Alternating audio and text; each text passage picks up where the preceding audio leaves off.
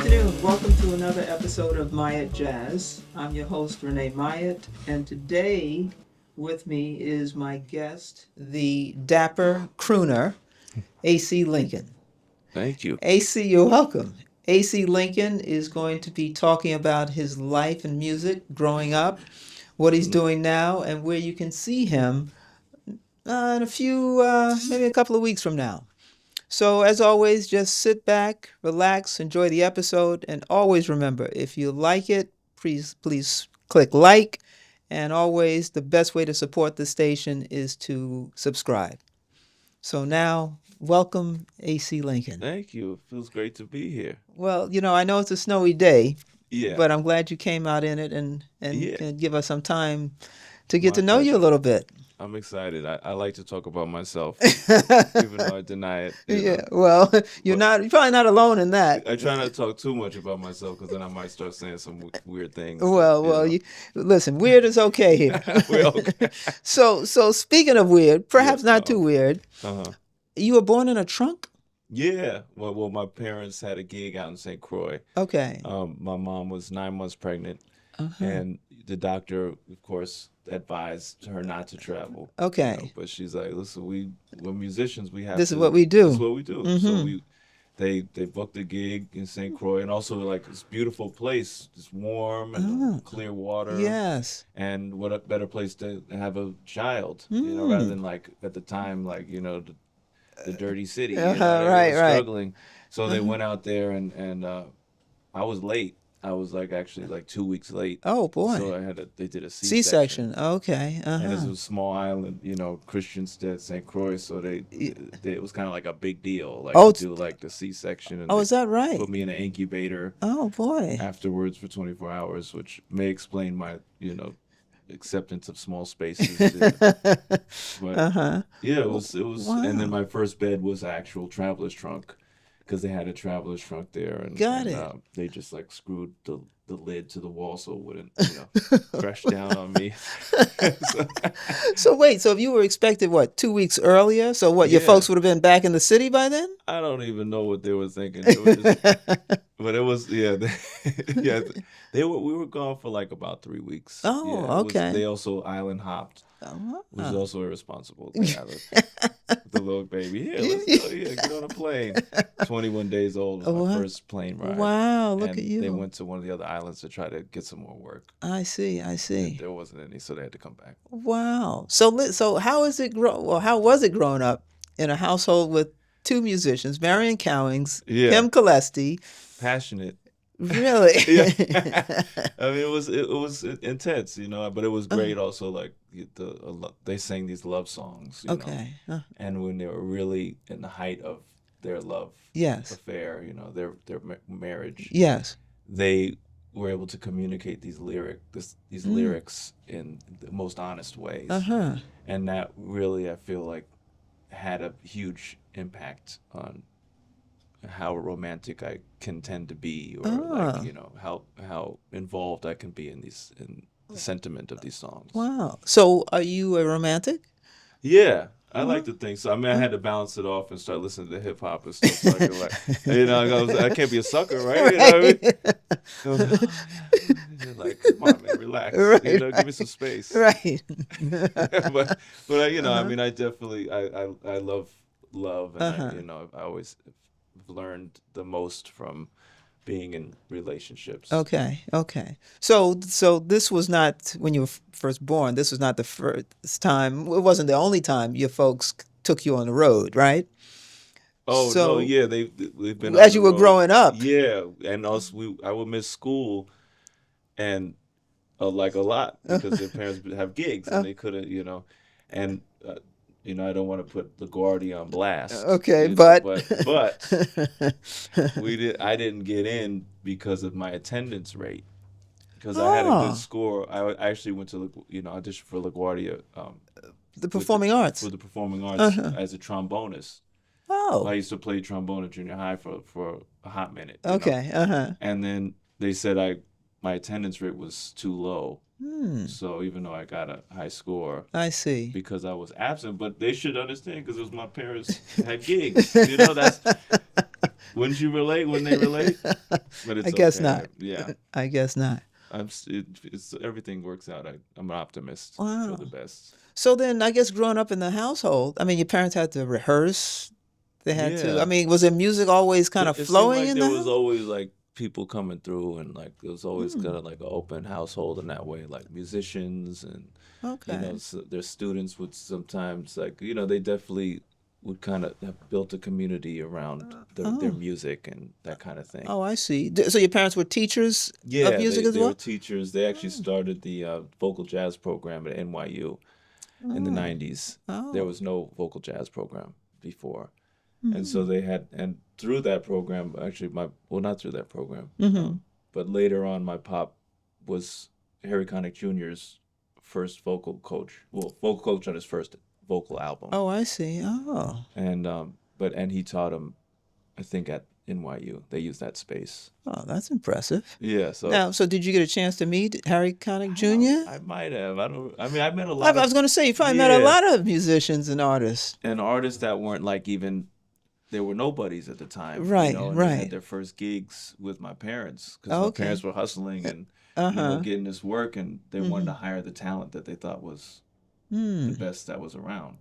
Oh, wow. They always were good about that, just hiring like the best musicians. Got it. Got it. So how did you then fall into the trombone? How does that make Oh, it into the story? well, in junior high school, they had we did have a band in junior high school, Oh. and I was interested in everybody else chose like Mm-hmm. the trumpet or the sax, Okay. these kind of like more popular instruments. Right, And right. so I wanted to always solo.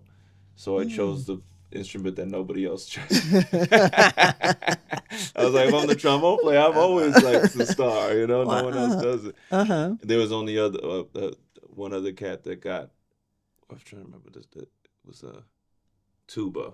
So we Okay. were both holding down the bass clef, I see. the lower end. So it Right. was me and him. We're like kind Uh-huh. of like, okay, we got this.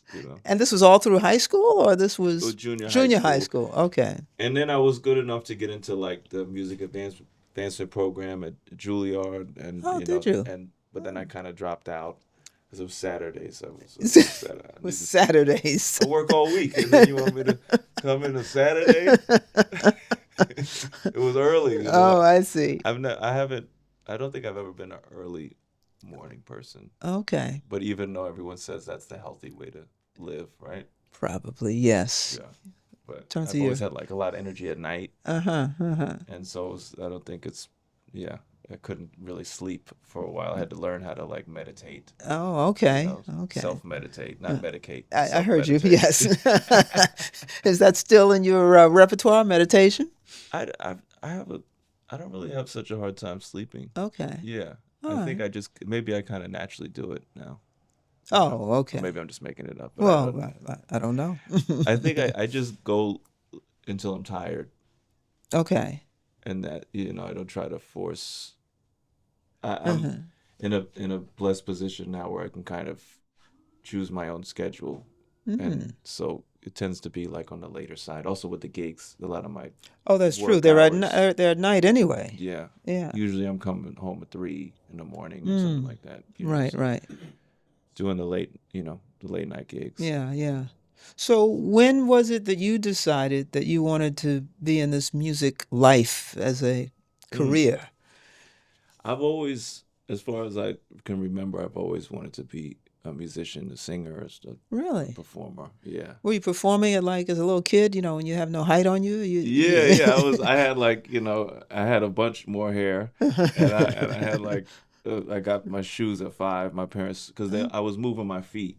My pop says Uh-huh. he thought I was gonna be a ballerina. Oh, really? Because yeah, because I kept kicking, my mom, Uh-huh. and he was like, yeah, he must be. It's a footwork. He must be, Footwork. But when they got me some shoes, and then I thought I already knew what I was doing. They actually bought you tap dancing Yeah, shoes? 5 years old. They Really? bought me some shoes, see what I would do with it. And what did you do with it? I just started dancing all over. Really? I was like at school, like, lunchtime, I put them on. I was just dancing through the halls and outside, Uh-huh. I'm not outside, but, in the halls and stuff like Right. that. And then, yeah, I just kind of I the first time I actually identified what I did like as tap dance Okay. and also like the kind of just instantly brought me uh, identifiable Okay. was when I saw it. First, I saw it with the Lollipop Kids, which is kind of funny and abstract. You know, the we are the Lollipop Wizard of Oz. Oh, okay. Because I was like, okay, they're doing the shoes, but then right after that, I saw Gregory Hines, and Oh, then it clicked, and I was like, oh, that's what I do. no kidding. You Yeah, saw him on TV or something? yeah, Wow. and yeah, it must have been like In the 80s? yeah, because I was a kid, a Okay. child, it Right. must have been like late '80s or. Uh-huh.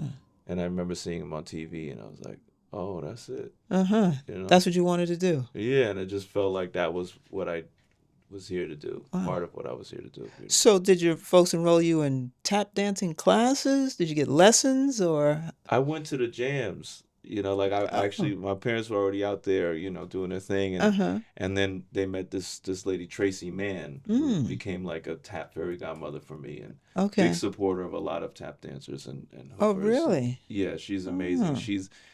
She's so generous and so like she's so generous with so much humility Mm-hmm. that she often doesn't get the recognition that she Oh, deserves. really? She here in the city? No, and she moved. Oh. So, Just when we so were going to now give she her really recognition. can't get. She's really not getting the right. But she was especially in the '90s and Mm-hmm. throughout the '90s and the '80s. She was really doing her part in supporting the culture and I mean I Uh-huh. think she would even loan Cass money Is that out of her right? own pocket. Like she Oh. loved tap that much, Okay. and she came to New York to be. Yeah, also, Mhm. I don't want to get it wrong, Okay. but if you're listening, Tracy, I'm sorry if I'm getting this wrong, but I Uh-huh. know she was also an actor and as well Mm-hmm. as a dancer and tap Mm-hmm. dancer, and Wow. so yeah. But I love Tracy. She's great. She got us some of my first gigs. Is that right? So how old are you when she gets you your first gig? Well, she introduced me to the jams. Okay. She That's the took me jam sessions jam where sessions everybody's with tapping? yeah, but it was like the real OG hoofers like Oh. Jimmy Slide, Whoa. Buster Brown, Chuck Green, the legends, the No living kidding. legends. Yeah, Yes. so Yes. she took me to the jams to see them, and I was Wow. this little kid who thought just like bobblehead Yes. kid, Yeah. and I'm performing amongst these giants, Wow. and there's actually a clip of Jimmy Slide. Like I'm tap dancing, and I might have been getting a little too much attention. And he Uh-huh. was like, "Nah," and he just comes and slides me out off the stage. You know Right, what I right, mean? right. And then Buster Brown, one time, I got to learn just by being around the legends. Yes. And one time, and they had such a special, real way of showing and teaching and sharing. Oh, wonderful. And one time I was tap dancing a little too long, my Mm. solo, Okay. and the other guy was waiting, Uh-huh. for me To to finish? finish so he could do his thing. And then Buster Brown sweetly and gently reached around me, grabbed me, and held me still. And my feet were still moving, but then Wow. eventually I realized, oh, I gotta stop. Oh, okay. It's somebody else's turn. Wow, that is something. How old were you then? I was like, this was like a week ago. No, I'm just kidding. But I was like, I think I was like 5 or 6 or something That like is that. real little. Yeah, and I was Yeah. at this place called Tramps, Uh-huh. and then they moved. Like then they had the jams at this other place called Le Cave, Okay. and then La Place on the Park, Okay. and so they kind of had found their different homes for the Yes. kind of like the Hoofer's house in Harlem. Wow. Where the cats would come out and And they just come out and yeah, have the just tap. jams, have a house band, and then Wow. they bring out the new folks that were like, wanted to get into this, just got Okay. to New York, and they want to be with they had an actual scene Mm. for them to Wow. learn and shed Oh, and that's grow. wonderful. Does that still go on? It does. Well, there's certain hoofers like around my age. Okay. Well, how that old are is- you now? I'm 41. Okay. I actually forgot my age for the first time. Really? Yeah, like yesterday. So it goes. Everything's yesterday. Okay. But I was like, I'm 40. I said, how? I said, yeah, I'm turning 41. No, I am 41. Uh-huh. So I don't know if that's a sign of age, Well, For- hopefully not. You, or maybe I'm just I'm Benjamin Button going backwards. Yeah. You Well, know, there's something there. but it was yeah. The jams were great. I mean, I Okay. got to. So they still go on. So Oh where yeah, they where still go on. Thank you for bringing me back. no 'Cause my problem. And so yeah. where up in Harlem or different places around the Different city? places. They had them up in Harlem, Showman's Place. They were doing some stuff, and Michaela was doing stuff, Mm-hmm. and Michaela Lerman, who's an amazing tap dancer. She's Oh. one of my tap my tap sis I call her, Uh-huh. and she was also hosting these jams at Smalls for a while. Oh, okay. Yeah, Uh-huh. and then she'll do I think like pop ups, here and there Oh, really? Well, for she just sure. sends out a blast to all the Yeah, tap she's like, we're dancers. doing a jam here, we're having a jam, Nice. and there's other great jams that are going on that tap dancers are welcome Okay. to learn and grow. And like Bernard Harper, Mm-hmm. he's Yes. the The great drummer. legendary drummer. Uh-huh. He's out in Jersey, and he has a place, Moore's Lounge, Mm-hmm. where he hosts a jam. I Mm-hmm. believe it's Sundays, Okay. and he has all musicians come out. So not just tap dancers, this is Not just tap everybody. dancers, but he Okay. loves tap dancers, Okay. and tap dancers love him because Mm-hmm. just like any other musician or anybody contributing to the music, Mm-hmm. he pushes them in just the right way Okay. and also listens. Mm. So he's always supporting and pushing at the same time. Okay. Uh-huh. So he's creating a space for any musician to test their limits Okay. and go beyond them Mm. artistically. Yes, Because yes. you have to. With him, it's like double Dutch. It's like you gotta jump right in. You can't miss a beat. Okay. Because he's not missing a beat. And Right. He's staying on you. He's following you and leading you at the same Oh, time. okay. All right. So a lot of time, even Savion Glover has come through there, just to Mm. jam, just No to kidding. to shed.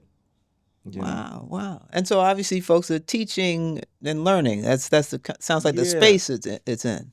I know that's again. I don't want to misspeak for anybody, but Mm-hmm. I know Bernard well enough that and it's just part of the jazz tradition Okay. that he wants to create these spaces, that he was able to be in, Okay. where you have these legendary musicians Mm-hmm. just playing somewhere Right, at right. night, and where you can come in and you could get messed up. And Yeah. thank him for messing you up. Right. Thank you for messing me up, sir.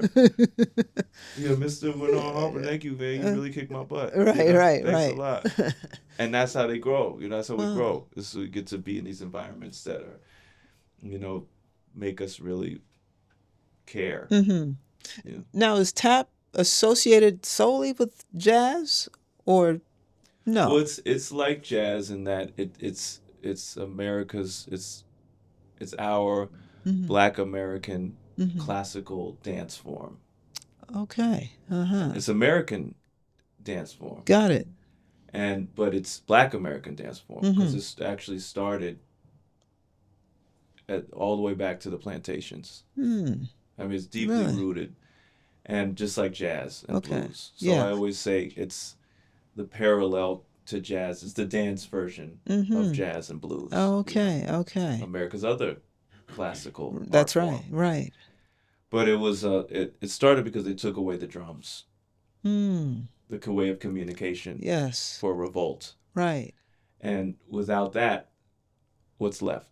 The body, the Right. rhythm, Yes. the spirit, the message, still the communication. Mhm. Mainly it's always the communication. Right. So that eventually evolved into what we now call tap. Hmm. There's a lot of history. I mean, it went through its stages of, Uh-huh. of becoming what we now call tap dance. Yes.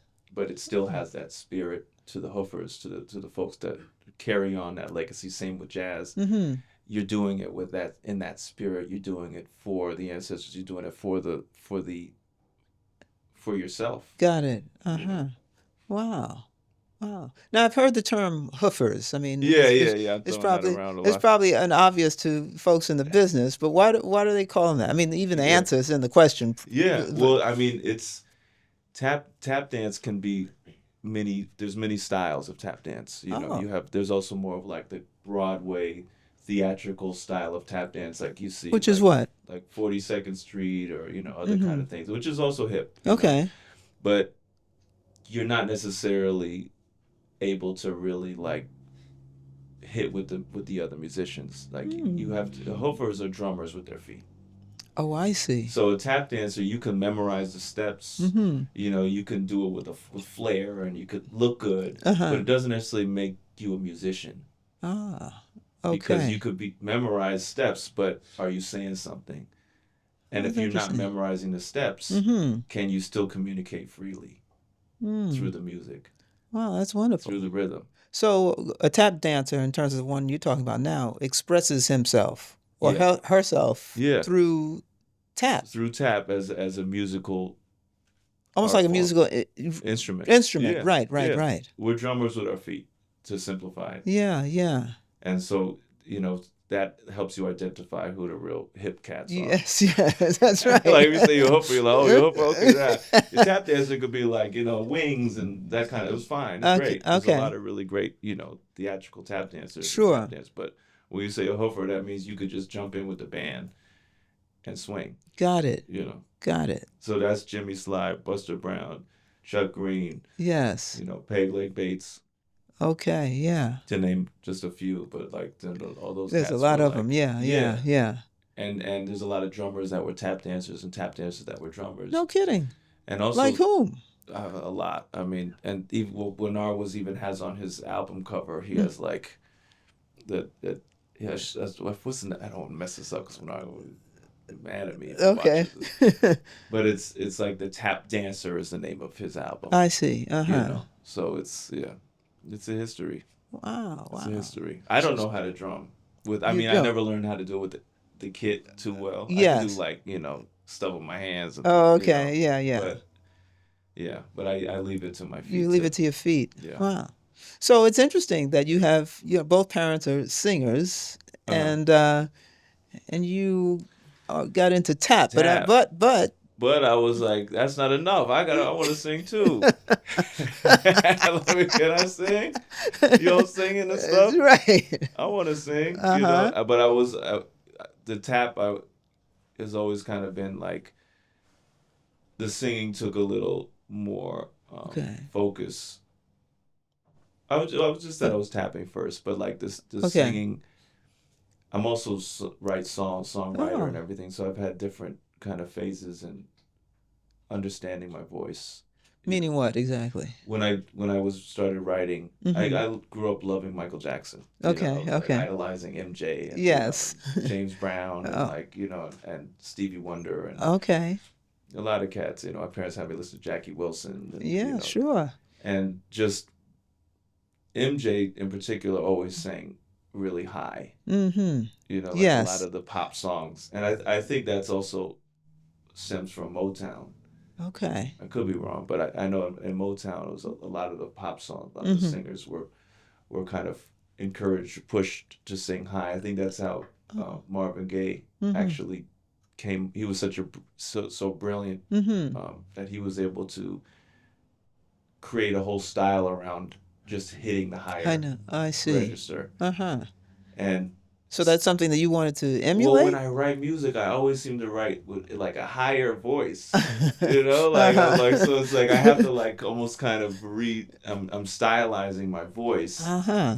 to hit these higher sounds, Okay. Okay. this higher kind of style And melodically. and you're writing for yourself. Yeah. So you can sing the song, I Yeah. presume, right? Yeah, but it's like I always, but then with the jazz, it's like I sing in my chest voice, I sing in my natural Oh, I see. voice, which is lower than when I'm singing the R&B soul. I tend to write more like R&B soul Oh, groove okay. and stuff like that. Yes, yes. So it's been interesting to kind of, because I love both. Uh-huh. Like the original stuff is so fun because that taps into a whole different side of me and I like to just see what I can create. Yeah. Because the song kind of takes on its own identity. And So you write both, do you write jazz and R&B and pop? Is that what I'm hearing? Yeah, and Okay. the influences peek through each one. Mhm. Like you'll have like, you'll definitely hear some jazzy melodic lines in my original stuff, Okay, uh-huh. and then I'll sing stuff too for the horn parts. I'll Hmm. sing different riffs and lines and parts, and Okay. then I'll have the my friends that can actually play them come through it Can and actually nail it. play. Yeah, and I'm like, I oh, see. that's exact. And then that's so exciting just to hear what I'm feeling and hearing come to Hmm. life. Like that's a whole other magical feeling to have. You I'm know, sure it is. So when you write, you do you play the piano and write I this? stumble You on stumble. chords. Okay. I haven't spent enough time on the piano to really like. Okay. So it's, but I have a good ear, Oh. so I know when it's wrong. So I'll be like, nope, Nope. no. Actually, it could sound better. But that is that how you write? What It's is your my creative process? yeah, different ways. Sometimes I'll Okay. also just like sing a melody. Mm-hmm. I'll just kind of sing a melody and or I'll collaborate with a producer or somebody who has like already set uh, have like a chordal Okay. structure, and then has maybe some groove on it. Mm-hmm. Mm-hmm. It could be bare minimum too, but that's a good practice for my ear too, is to listen and then start singing and creating like a through line melody that Oh. seems to make everything else make sense. Oh, okay. So I'll kind of sing like just keep singing and hearing and listening until I finally come up with a melody that Mm-hmm. I think feels like a real thing. Okay. Like it's like it has like a life of its own. When the melody feels right to me, it's like, oh yeah, that's the way it should be. Okay. It just kind of emerges, it sounds Yeah, like, it right? just kind of emerges, but it Uh-huh. could take time, and there's definitely times where I want what I'm thinking to be good, but I know it's not. I'm Well, like, keep trying, keep well, trying. keep trying. Well, at least you can. You're the one figuring that out and Yes, and recreating it if necessary. I think that's one of the things that I'm good at, is knowing what's not good, Right. at least for myself. So when did you start writing songs then? I was like 16. My mom actually really encouraged, both my parents did, but my Okay. mom was also working on her stuff. Okay. And at the time, and she had a boyfriend at the time, Kakino, who was like, Uh-huh. helping her kind of produce her stuff. And Okay. she got a computer, and she got like a little kind of sound. I think she got a drum machine, and Oh wow. it had like a keyboard and some sounds. And she was Mm-hmm. like, "Why, here? Why don't you, try it out?" And I started kind of messing around, Mm-hmm. and then I was like, "Oh, that actually things are coming together." Okay. It was Okay. fun to surprise myself, because I'm like, "Oh yeah, this is kind of." I mean, it's, if you hear my earlier stuff, it's funny because it sounds like the time. You Okay. know, Wait, as it's like in the. almost like more grown than I am. I Like see. some of my stuff sounds like this, like kind of like grown R&B, but like with like more hip hop stuff. So Uh-huh. in that way, maybe I'm kind of an old soul, because I was like just tinkering around. I'm like, damn, that's too grown and sexy for like a 16-year-old. Grown and And what are you sexy now. talking about? Like I Right, was right. talking about stuff that I didn't You didn't even even know what it was. experience yet. Yeah, right. I was like, You were ahead of your I was time. out of my time. Mhm. And it was also like, listening to, all the hip hop and R&B and stuff like that. That's what I was emulating. Of course, of course. So when you were sharing the stage with these, legendary hoofers, you mentioned Peg Leg Bates. Yeah, I but mean, how was that? I mean, it was amazing. Like it just felt like I felt the legacy already. What do you mean when you say that? I felt the where it came from. I felt Mm. where it came from within me. I felt the Wow. power of that. I felt the beauty of that, the Really? soul of that, actually being around the cats. Now, how is that? I mean, what is that feeling like even? It feels like a mission, like the purpose. It Mm. feels like a purpose, and that becomes a mission, because you are carrying on Mm-hmm. the legacy. You are communicating the history, which Mm-hmm. is our history, and it's very important that folks know. Wow. And it builds a house for the next generation to thrive.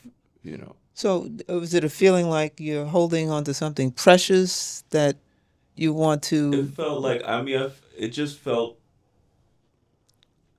it was encouraging. It was, Mm-hmm. it was a driving force. It felt like I had something important to do, Mm-hmm. and great. Even younger, I felt like I'm grateful to be part. I mean, it wasn't always. There was a bit of, there's insecurities that sneak in. Okay. Like I Sure. I when I was really young, I was completely free.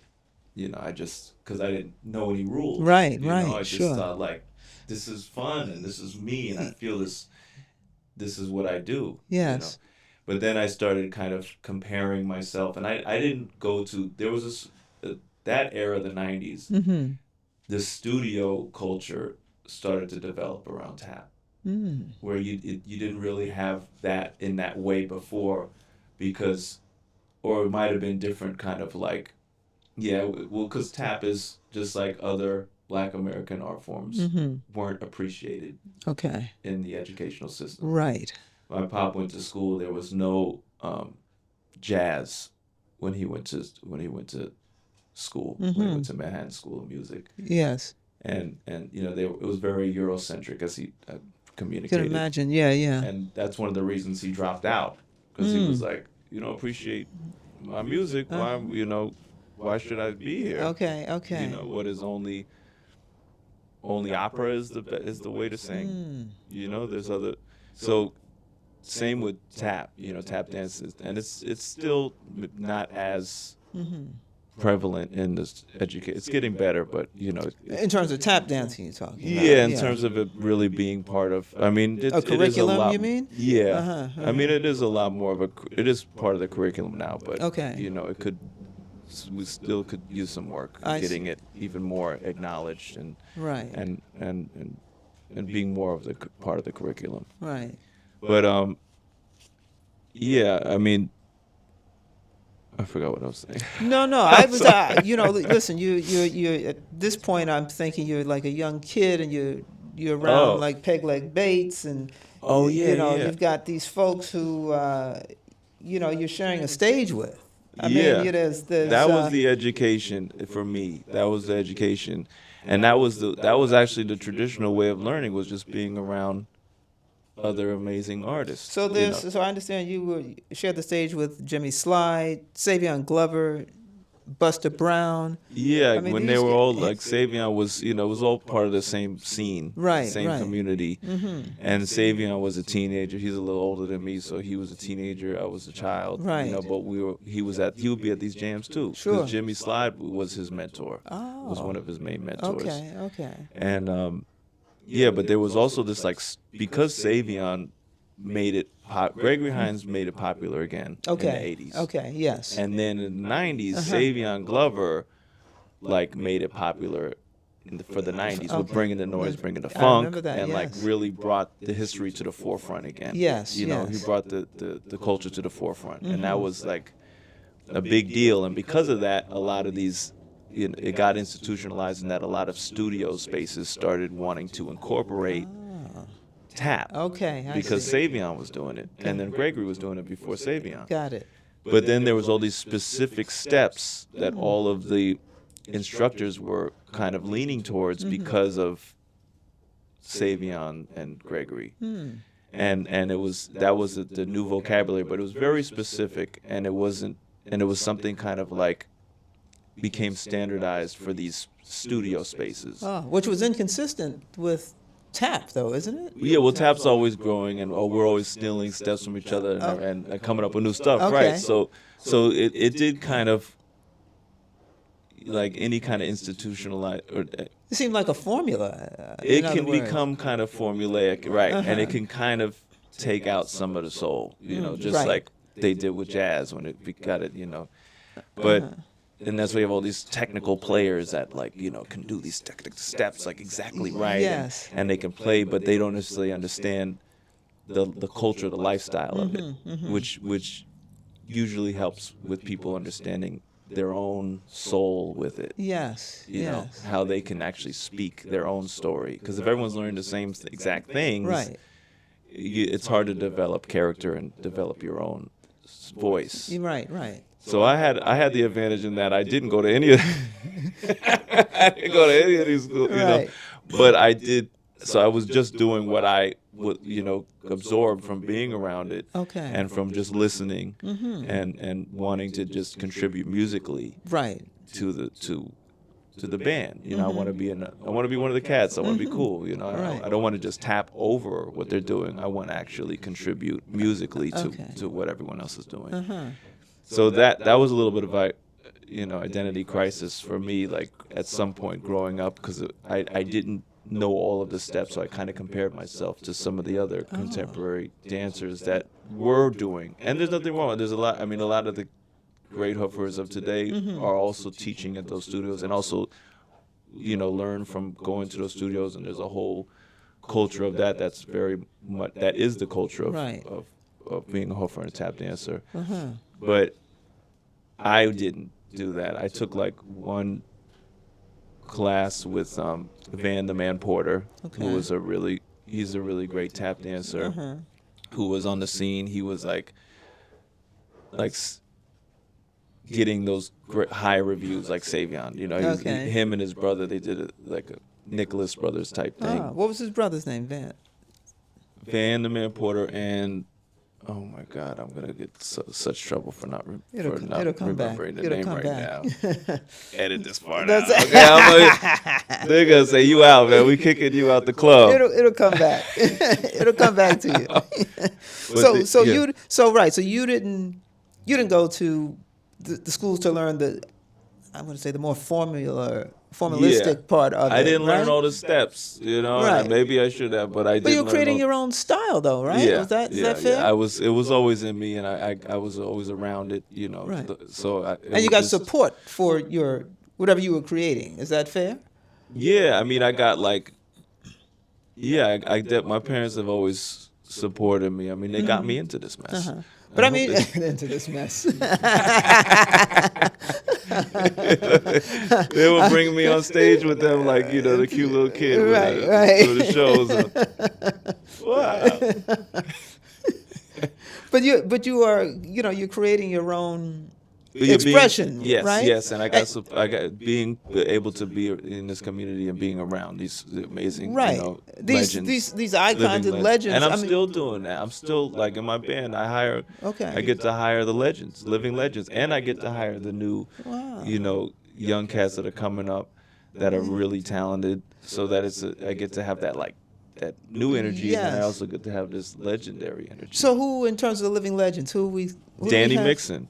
Danny Mixon, He's who tap dance? he started as a tap dancer, but he's a piano player. Yes, I know But he that. started as a tap dancer, and I met him through Antoinette Montague because Okay, yes. He's Antoinette Montague's piano player Yes. for many years, and he's just he's amazing, and we always joke around that I'm not joke around. We really are tap dancing together while he's playing. Right. We're still hitting those steps. Okay, got it. And but yeah, he started as a tap dancer, and then when he got to college, the dance program wasn't. They didn't have tap. Okay. It was the Eurocentric, ballet, and it was also just I think a bit of a culture shock Okay. for him because it was just like the ballet and the kind of different style. Okay, sure. So he hung out with the musicians, and then he became a piano player. Interesting. But it's still in him. He's always going to be a hooker. Sure, I mean, and he I could- plays, yeah. I'm sorry, he plays what? With Savion and with Okay. he's still so he's always like checking me out, and I'm like, okay. Well, I was going to comment on his energy in terms of playing the piano. I mean, he's Yeah. like on fire when he's seated at that table. It's amazing. I Yeah. mean, he does so much. It's incredible how generous he is with his musicality, with his his direction. I mean, I've had younger players. They're like, man, I was learning so much playing with Danny. Like wow, like that was a master class. Okay. And they're okay. excited. Absolutely. They stay awake because he's awake. Same with Bernard. Bernard keeps people awake. Folks, because they're always playing. They don't hold back. Right, They right. play for their lives. True. It's- And that's the support I was referring Oh, to, yeah. meaning that you're getting the support not just of your parents and your family, but in Yeah. terms of the other artists around you. The it's legends. amazing. Who Yeah, are I'm still like living. they want to play with me. Yeah. I mean, I'm not that rich. They must like me a little bit. Yes. Yeah. But it's been really a blessing, and I definitely like over time just by doing it really Okay. by just all the gigs that I've been blessed to do, and just that's what really gave me my confidence back. What do you mean? Because I was I had some insecurities at some point in my life because I didn't know all of the technicality of all the steps that seemed like a lot of my contemporaries knew. Okay. And I wasn't doing choreography, like Meaning in terms of what? choreography, like where you memorize steps, Oh, I see. Okay. like a sequence of steps. You know, like it's like okay, that, and now we're gonna do now we do this. You know, and it's a whole pre-planned Okay. dance. Uh-huh. You know, like all the steps are already there. Okay. You know, you're not making it up Right. as you go along. It's already Right. done. So You're that's just- so the choreography is more kind of planned, like in terms of the Yeah. steps, that sort of Oh, thing. it's exact. Choreography means that it's already there. It's laid out. Uh-huh. It's just like like a piece of music. Okay. You know, that's written Yes, exactly. yes. You play it exactly as it's written. right. And choreography with dance is that you dance it exactly as Right. it's written. So maybe that's why jazz and tap go together, because jazz is like improvisation. Yeah, So yeah, it sounds yeah. like tap, if you're not following the strict steps, so to speak, Yeah. then you're improvising. No? Is that Exactly. Yeah. Well, that's why like with yeah, exactly. That's why hoofers can go off script. right? Uh-huh. You know, and they can make music in real time. Yeah, okay. And not just repeat a Hmm. musical phrase that was, or not a musical phrase, but just repeat steps that were given to them. Oh, that's to do. interesting. So they could be performing one night and perform one way, and then another night there's something different? It's always different Oh, that's because it's interesting. yeah. I mean, we have just like any language, you have your vocabulary and Okay. everything like that. But it's like but how you speak those words Yes. is is the poetry. Okay. Yeah. So when you saw you said you shared the stage with Jimmy Slide. I mean, you actually saw him Oh, perform. I mean, I saw some of his tapes. I mean, he is literally sliding with his. Yeah. I mean, he's With so his he's feet, so, I mean, he's it's so just- beautiful, and so elegant, so Yes. stylish, and so It's nice and smooth rhythmic. too. Yeah, I mean, he's so smooth, and I mean his musicality is incredible, and it's him. Mm-hmm. Right. You know, he's a great drummer on the feet. Yeah. Yeah. You know, and yeah, it's so smooth, and like that's the thing about the hoofers, they all have their own style. Right. Right. Everybody's different. And what about, let's say, Buster Brown? What was his style Busta like? Brown had his own style too, and it was Uh-huh. very like, and he was also like, all these cats like they were showmen, showwomen, like they understood the connection Okay. level of performance, Connection in terms of what? of being in the moment and creating that moment with everybody that's around you, the musicians, the audience. Okay. You know, it wasn't just about them trying to show off what they do. They knew what they did. So now it was about them communicating what they did Oh, I see. with everybody that was in the room. Right. Right. So that's that confidence, I guess, you talk about. That's confidence and experience. And experience, You know? So yeah. I had to get experience, obviously, Yes. to get to now where I feel able to freely communicate and not second guess it. you Right. know? Right. I mean, we're artists. We always have. I could have done that. We're always Could've been growing better. too. We're Yeah, always always growing. and, Absolutely. you know, I just, you know, even the other day I was like, I could have done that. Right. But right. I've gotten a lot better at not letting those voices hang out. Okay. Got it. Yes. You know, Yeah, they can pass through. Right. All right. You know, like on the street, you That's see a right. crazy person Right, walking right. by, you're like, okay, they can walk by, but I don't need to follow them home. Right. Right. Right. And you don't know? want them following you. And I don't want them home. following me. Exactly. And maybe they might say something that's, you know, worth hearing, you know. Who but- knows? Who knows? But so in terms of, there was another tap dancer you shared the stage with, Henry Latang. Well, Henry Latang was also one of the cats, you know, was like very famous Broadway choreographer. And, Okay. and he had his own schools and is a great teacher. And he taught, I learned the Shim Sham from Henry Latang. What is that? The Shim Sham. Shim Sham is like the universal, the national tap dance anthem. Oh, you know? really? It's everybody knows it. And if you, Frankie Manning's, he created it originally. And, Oh, and Frankie Manning, sure. it developed into basically the international dance for tappers. Okay. For tap dancers, you know, you can go anywhere in the world now, Uh-huh. and you Shim Sham, and if they're consider themselves part of the club, Right. they'll know the Shim Sham. Wow. And Yeah. who first came up with that? It was Was it Frankie Manning. Frankie It was Manning? a swing thing, and it's become the main choreography. Okay, You okay, know, the yes. main head of a song. You know, it's like And every tap dancer knows how to do it. every time. Well, they should. You know, Well, they if you should. don't, it's kind of like, how do you know? Because that's like the most basic. Like you should know. I see. Shim sham. Like even if you're like just started or whatever, Uh-huh. you know. So if you don't know that, it's kind of like where you been. I Like, see. You really been doing your own thing. Right. You Like been doing really, right. Yeah, you've really been on your own. You haven't been around anybody. But I learned it from Henry Letang, and I remember he had to audition for his school, Oh. Uh-huh. and I mean I could spill some tea though. You want me to spill some tea? Absolutely. See, this is where you get me in trouble. We showed up. My parents signed up for like all these classes with him, right? Yeah. And we showed up one day. He was gone. Oh. Yeah, the whole Like gone? gone. This place was cleaned out. What? Yeah, we're like, we still got like 8 weeks left. We got 8 weeks. I mean, it wasn't. I don't know. Whatever it was. But it was like they had at that point. I guess they had some good gigs, so they actually had like a little extra money to. Okay. But you know that's up and down in show business. You know? Right, So right. they were really investing that money in these Wow. courses. Had they already paid him?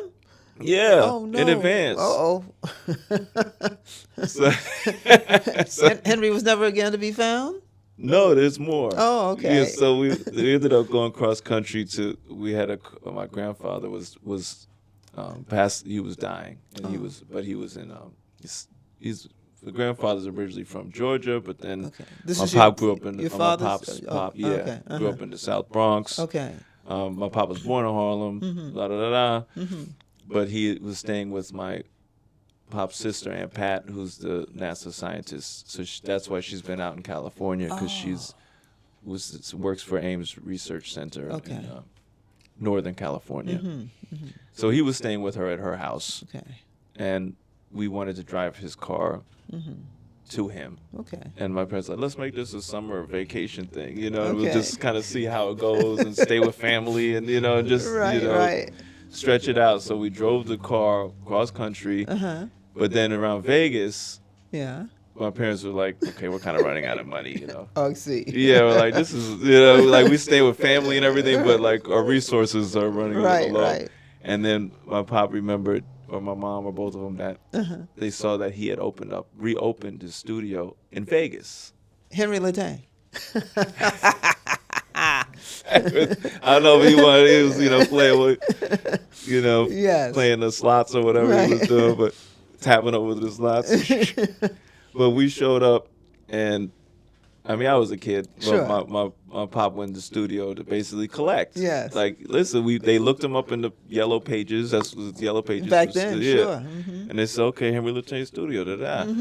And this isn't to smear his legacy or anything, because No. his legacy, this is just, and also, like, there's so many of these stories. That's another thing about, like, just hanging out with the legends. Yes. Is you hear all the stories. That's part I'm of the sure. fun. It's That all the is. crazy, because we're all human. We're all really living this, like, in this very bold, soulful way. And, Yes. and when you do that, all kinds of stuff, Right, right. The stories, right? And just, And they're wonderful stories. and they're fun stories. Yes, It's great. yes. You gotta have the good stories.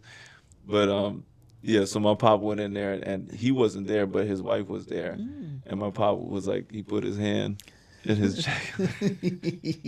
He said, "You gotta take me to the bank right now and give me my Okay. $800." Okay. And she goes, "She's all right." So she went to the bank, Look at that. gave him the 800 cash, and then we were out. Wow. So that was the story. You're on the road again. On the road, we got money. See, I'm spilling all the tea. Yes. I'm not big enough though for it to be a real controversy. Right. Not right. yet. Not yet. Yeah. Not After yet. this, I go viral in the tap community. Okay. But yeah, I mean, it was, I guess it's hard being a dad, right? You got to do Yeah. it. Sometimes you're like, the pressure is strong. Well, yeah, because you're a protector and a provider, right? And then he was like, I guess he had to just figure something out at that point. Yeah. And he's like, oh yeah, He goes, How clever was that to recognize we're in Vegas? Maybe. Let's take a he look. didn't actually have a piece on him, but he just put his, He you just know, he gestured. just gestured. Yeah. So someone got the impression that. Yeah, if they actually called his bluff, he would have been in trouble. Yeah, and a little embarrassed, And a I would little think. bit. Oh no, I just had a pen. I wanted you to right here. Sorry, I hit the mic. That's okay. So, was there anything? Because you also shared the stage or performed with Savion Glover, and I know you guys are, kind Yeah. of you're contemporaries for the Yeah. most part. I mean, it was more just kind of like at the jams. Okay. I mean, I subbed for him one time. Oh, really? Because Antoinette actually recommended me. Uh-huh. But I just know him through the community and I just like see. us being at similar events and Okay. Okay. But Does he have a tap school himself, or? yeah, he has a does? tap school and a company, and I was gonna audition. I kind of punked out when I was a kid Oh, really? because I Why? was supposed to audition for Bringing the Noise, Bringing the Funk. And what happened?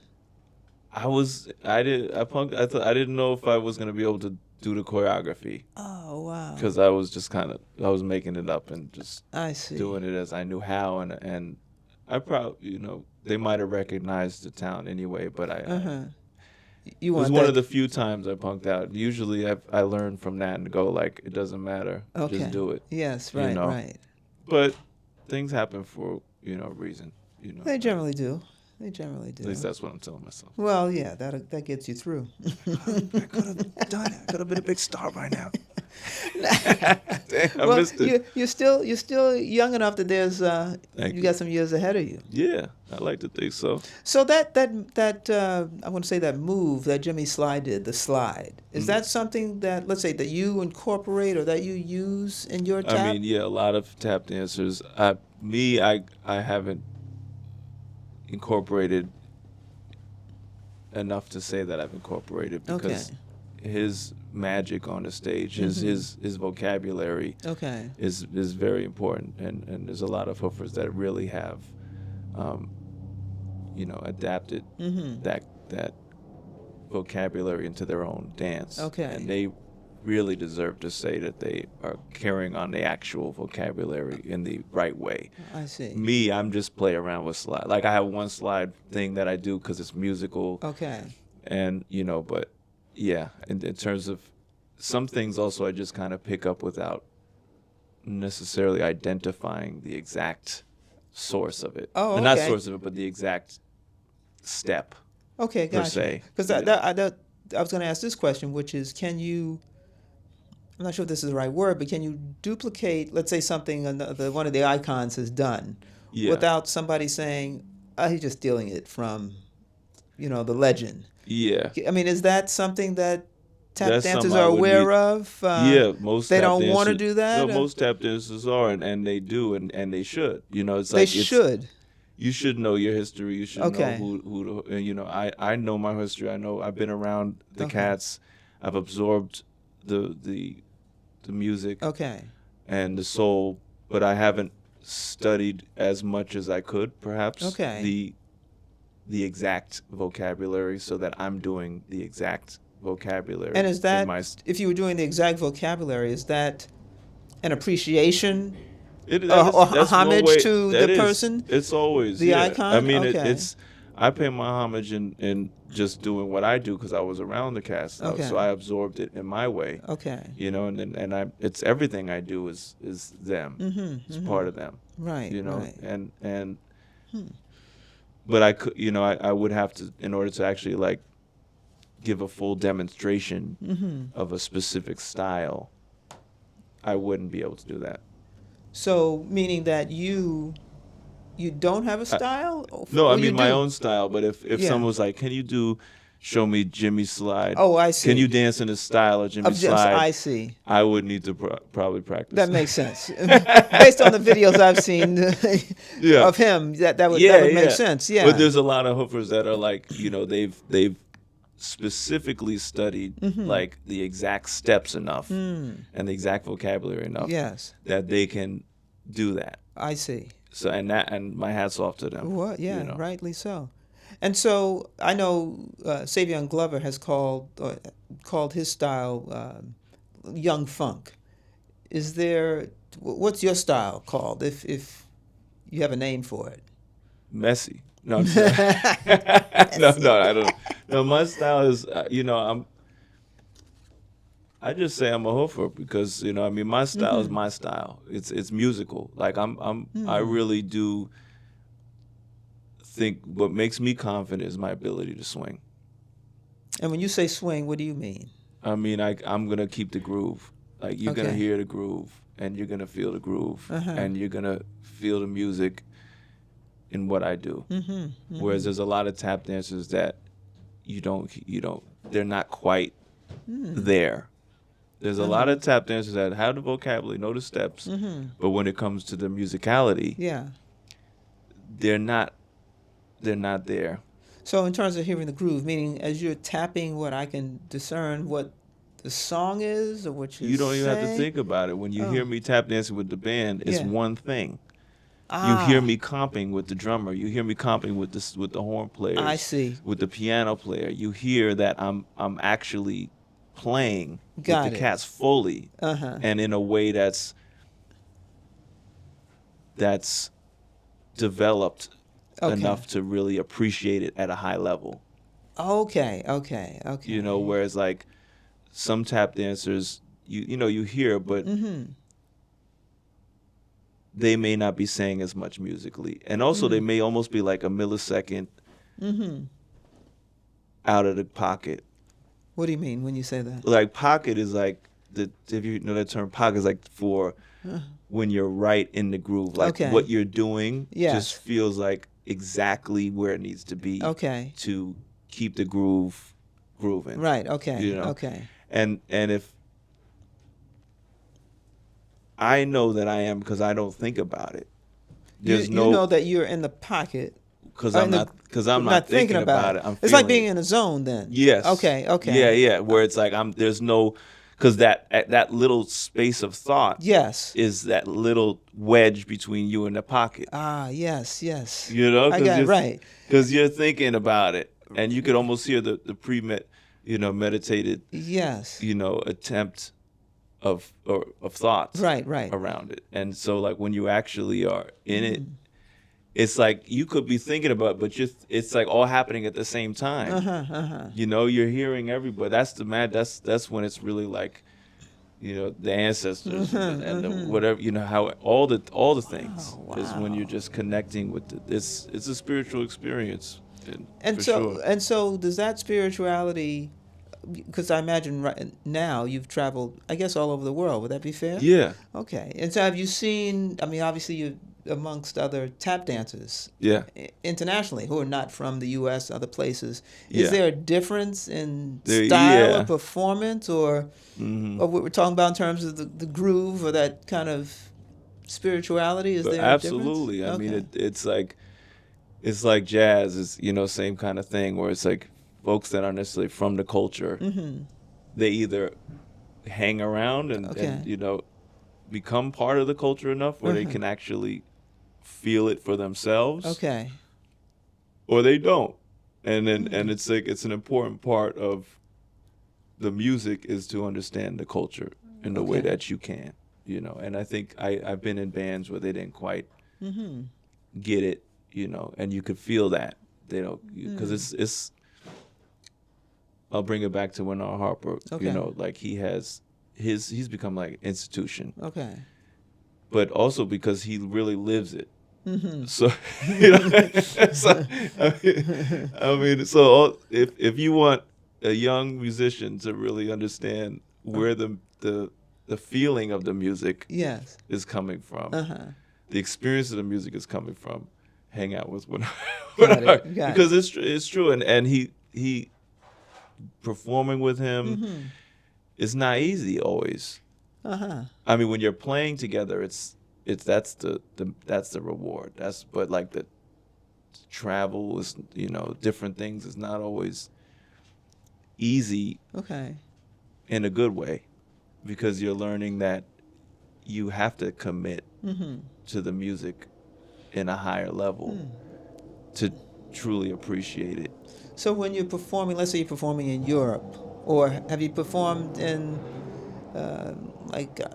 I don't know, parts of Asia, places like Yeah, that. And yeah. are the tap dances, I there's mean, something different or universal or generally speaking, I mean, there's some really great tap dancers and really great Japanese tap dancers that okay. are part of the community that are like amazing. Yes. That get it, feel it. So, Okay. but just generally speaking, I think like with any music, wherever it's from, Okay. like if you're doing a genre, a specific language Okay. as jazz or blues or tap dance, Right. it's very important to really hang out with the real folks that are Okay. doing it, Got it. and to really understand on a deeper energy level Yes. why it's being done, where it comes from, Mm-hmm. where it's going, all those kind of things. Otherwise, it's more like you're just observing or imitating, Imitate. Right. and a lot of folks imitate, and it's very flattering, Uh-huh. but you don't necessarily get that same soul, what we call soulful feeling. Yes. From Right. them. I gotcha. I gotcha. Because and it's not necessarily their fault, that they just don't. They know it in their way. They haven't like experienced enough of the culture around it Right. Right. to really Well, for it to be ingrained, I guess, ingrained. in them. Yeah. Right. Right. Right. And also at Okay. the same time, I don't want to be too harsh because like you can. Uh-huh. There's folks that may have their own sense of it, and that's beautiful too. Okay, I'm with you. I Right. might not feel it the same way, but Right. Okay. I can still appreciate Right.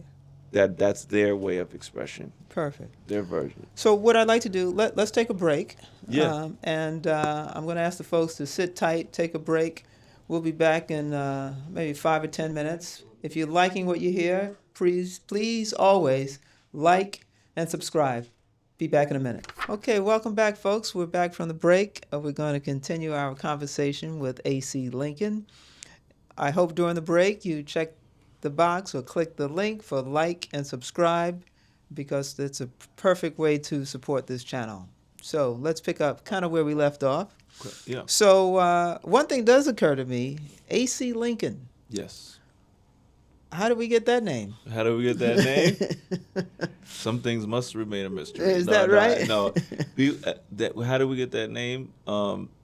It does come from a real place. Well, what, Lincoln? Yeah, I mean, both. Lincoln is my pop's middle name. Oh, okay. And my grandfather. Sometimes I think I sound like I'm lying, but I'm not. Okay, go ahead. Because there's a lot of interesting stuff with my family. But Sure. my great-grandfather's name was Abraham Lincoln Cowings. Is that right? Yeah. Okay. I guess to make sure you were on the right side, Well, that's you're like getting all the Bill- help you can get. Listen, Bill Clinton is William Jefferson Clinton, Oh, so right. that's not too surprising. too Abraham Lincoln. And he was actually he was my papa. I think might have mentioned. I don't need to repeat stories. but Repeat it. It's okay. Well, you got to watch the other The other episode. to to hear more find about out. him. Yeah.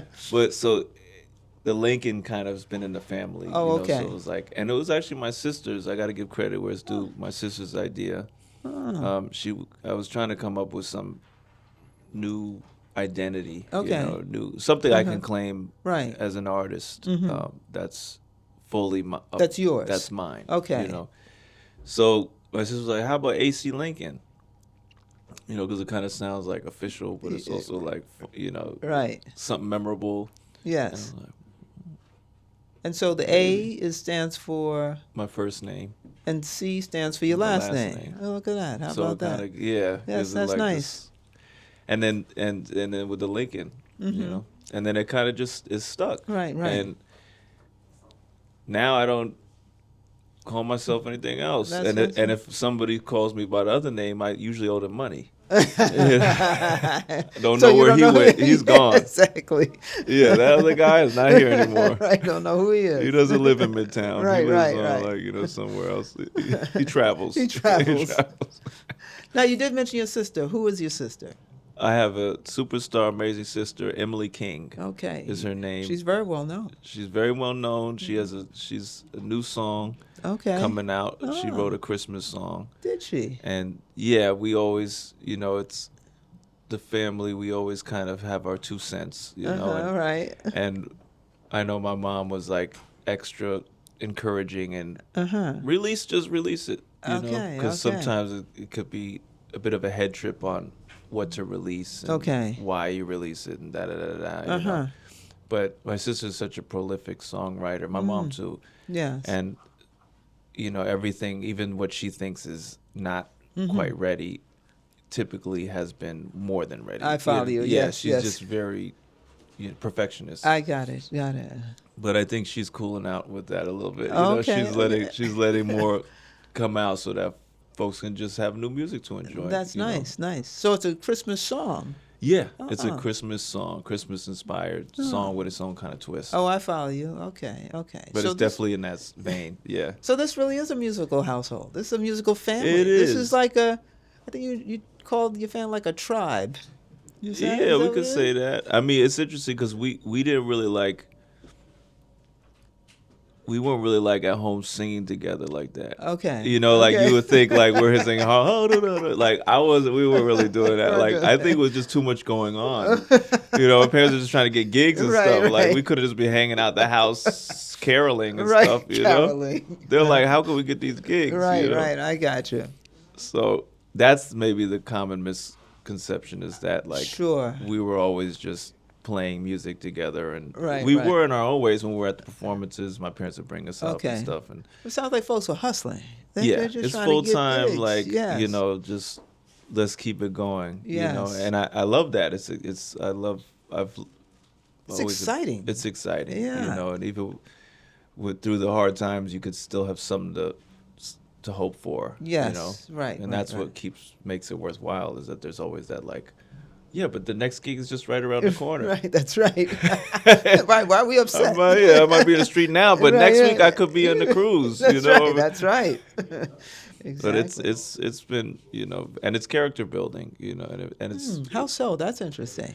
well, you get to as an artist, you Mm-hmm. have access to a lot of things that people don't on both sides of life. I Okay. mean, you have rich people that are scared to go into the hood. Mm-hmm, You got cats from the hood that's feel intimidated and out of place around rich people. Okay. Okay. And when you're an artist, Mm-hmm.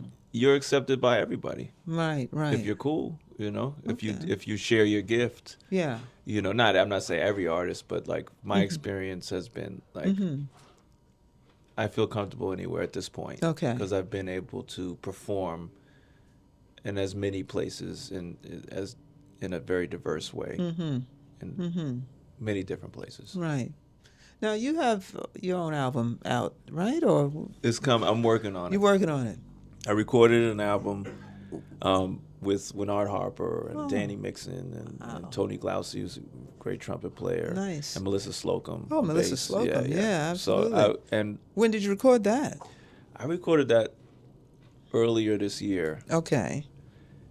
and that's something that I'm getting back to. I'm gonna maybe add some more stuff because I am gonna be releasing an album, Okay. a jazz album next year. Wow. That's on the agenda. So So this album that you recorded is a jazz album, or it's a jazz. it is a album. jazz album? Yeah, yeah. Okay. Wow. And so I saw something that you were on your Instagram page about a GoFundMe to support. Is it this album or that another album? The GoFundMe, it really helped to that was for the album that I recorded. This Yeah, one. Yeah. Okay. What's the title of the album? It's still working it out. Okay. I was gonna maybe the title track is Invitation, so I Okay. was thinking, but I might change it. Okay. I'm still kind of up in there about the title. There was something called Mr. International. Was that something That's else? from another album. Oh, Yeah, okay. because I've released throughout my career Okay. several projects here and there. Okay. But this next album, it's at a point now where it's going to be able to structurally Okay. be presented properly. When you say that, what do you mean properly? I have enough of enough happening Okay. that like when I release the album, I'll be able to release it in the way that feels the best for me. Okay. Where I can really share it with as many people as I now can, because I've been performing and doing a lot of things with my music, and it just feels like the best time yet to share a project Okay. and to really give it the nurturing and the attention that it needs. Right. Right. Because one thing to release, anybody could release an album, but I guess that's true. for it to actually like have legs and Or people want to buy it. That's for what- people to actually want to wanna buy it, or to it, know down- that it's for it to be publicized, Yes. or Yes. for people to know that it exists. Yep. Yep. The The marketing aspect of it. marketing, Yeah. right? Like I'm more at that level than I've ever been. Okay. Where I have a larger vision that would support a new project. Right. Because what struck me about this, I guess, when I was looking at this Mr. International, the GoFundMe page, is the kinds of gifts, well, not so much gifts, but attractions that you were offering people in terms of if they donated a certain amount, you would give Yeah. tap lessons by Zoom. Right, I'll cook you dinner. Whatever it's. Yeah, I mean, I like that kind of stuff. I mean, I liked the collaborative things, and I like the sharing and the finding new ways to make people happy and to Right. make myself happy, and to kind of share in this music Okay. experience. So is there currently a GoFundMe page for this new album or no? No, now I'm Okay. I'm funding, You're funding it yourself? Yeah, yeah. Okay. Yeah, I okay. have. Yeah, now it's no GoFundMe. It was a success, and I feel Okay. great about it. And Well, wonderful. we've had a great Congratulations recording. on Thank that. you. Yeah. great recording session.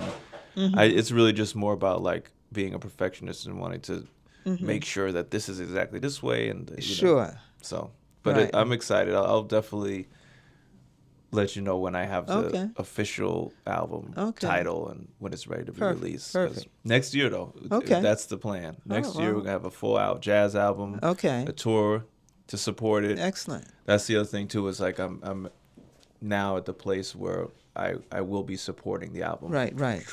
Truly supporting. Well, the that's album. right. That's part of the marketing because Yeah. you got to put the word out, so you got to tour. Yeah. I mean, I could get so caught up in just like the world of one song, Uh-huh. especially when I'm writing music, that Okay. like I'll get so excited about the creativity of it and the artistry, and then Uh-huh. the other side of it could be neglected. You know, like Yes. the business side of it, Right, and the right. promotion, and then I'll put something out and I'll feel really Okay. great about it. But then, am I just doing it for me, Right, or am I right. doing it because I actually want it to Uh-huh. have a life of its own? Well, do you have a manager? Is that something that? Yeah, I have a great manager now, Okay. Andrea Brodeen, Okay. who's also a really great dancer and choreographer. And so I've been really blessed this year to Uh-huh. attract new people into my musical world. And How'd you find him? How'd you find the manager? Because normally I hear her, that, Andrea, yeah. Oh, Andrea. yeah, Yeah, because normally there's at least been a history where jazz musicians at one point had managers and then they kind of shied away from Yeah. that. But it seems like you're obviously of a younger generation, so well, I had, I through my parents and through, growing up in the industry, I'm very much aware of like all the BS. okay. And Yes. I'm very much aware of it. It's like to the point where it's like I gotta stop thinking about it so much. Okay. Because it could be I could be too cynical. Okay, right. And for good reason. I mean, Mm-hmm. the industry has not cared about artists and Mm-hmm. exploited artists and taken everything from artists, Yes, including their identity, Mm-hmm. and sold it right. for their own profits for generations. Mm-hmm. So I've always been very particular, it's always been very important to protect myself and my Okay. music and Okay. and all of us to protect each other Right. as a community, to make sure that we're all. So anybody that comes onto as a team member, Mm-hmm. I have to trust them in that way. Okay. And I have to, the energy has to feel good. Like Yeah. it has to feel like anybody that's coming on board is really on the same page. Got it. Sure, of course. You know what I of mean? Really course. wants, like, is excited about it, really, Yeah. like, genuinely enjoys Yes. what I'm doing. Right, you know? right, It's not absolutely. just, right? They're not just like, I hate this guy, but I'm going to still, Right.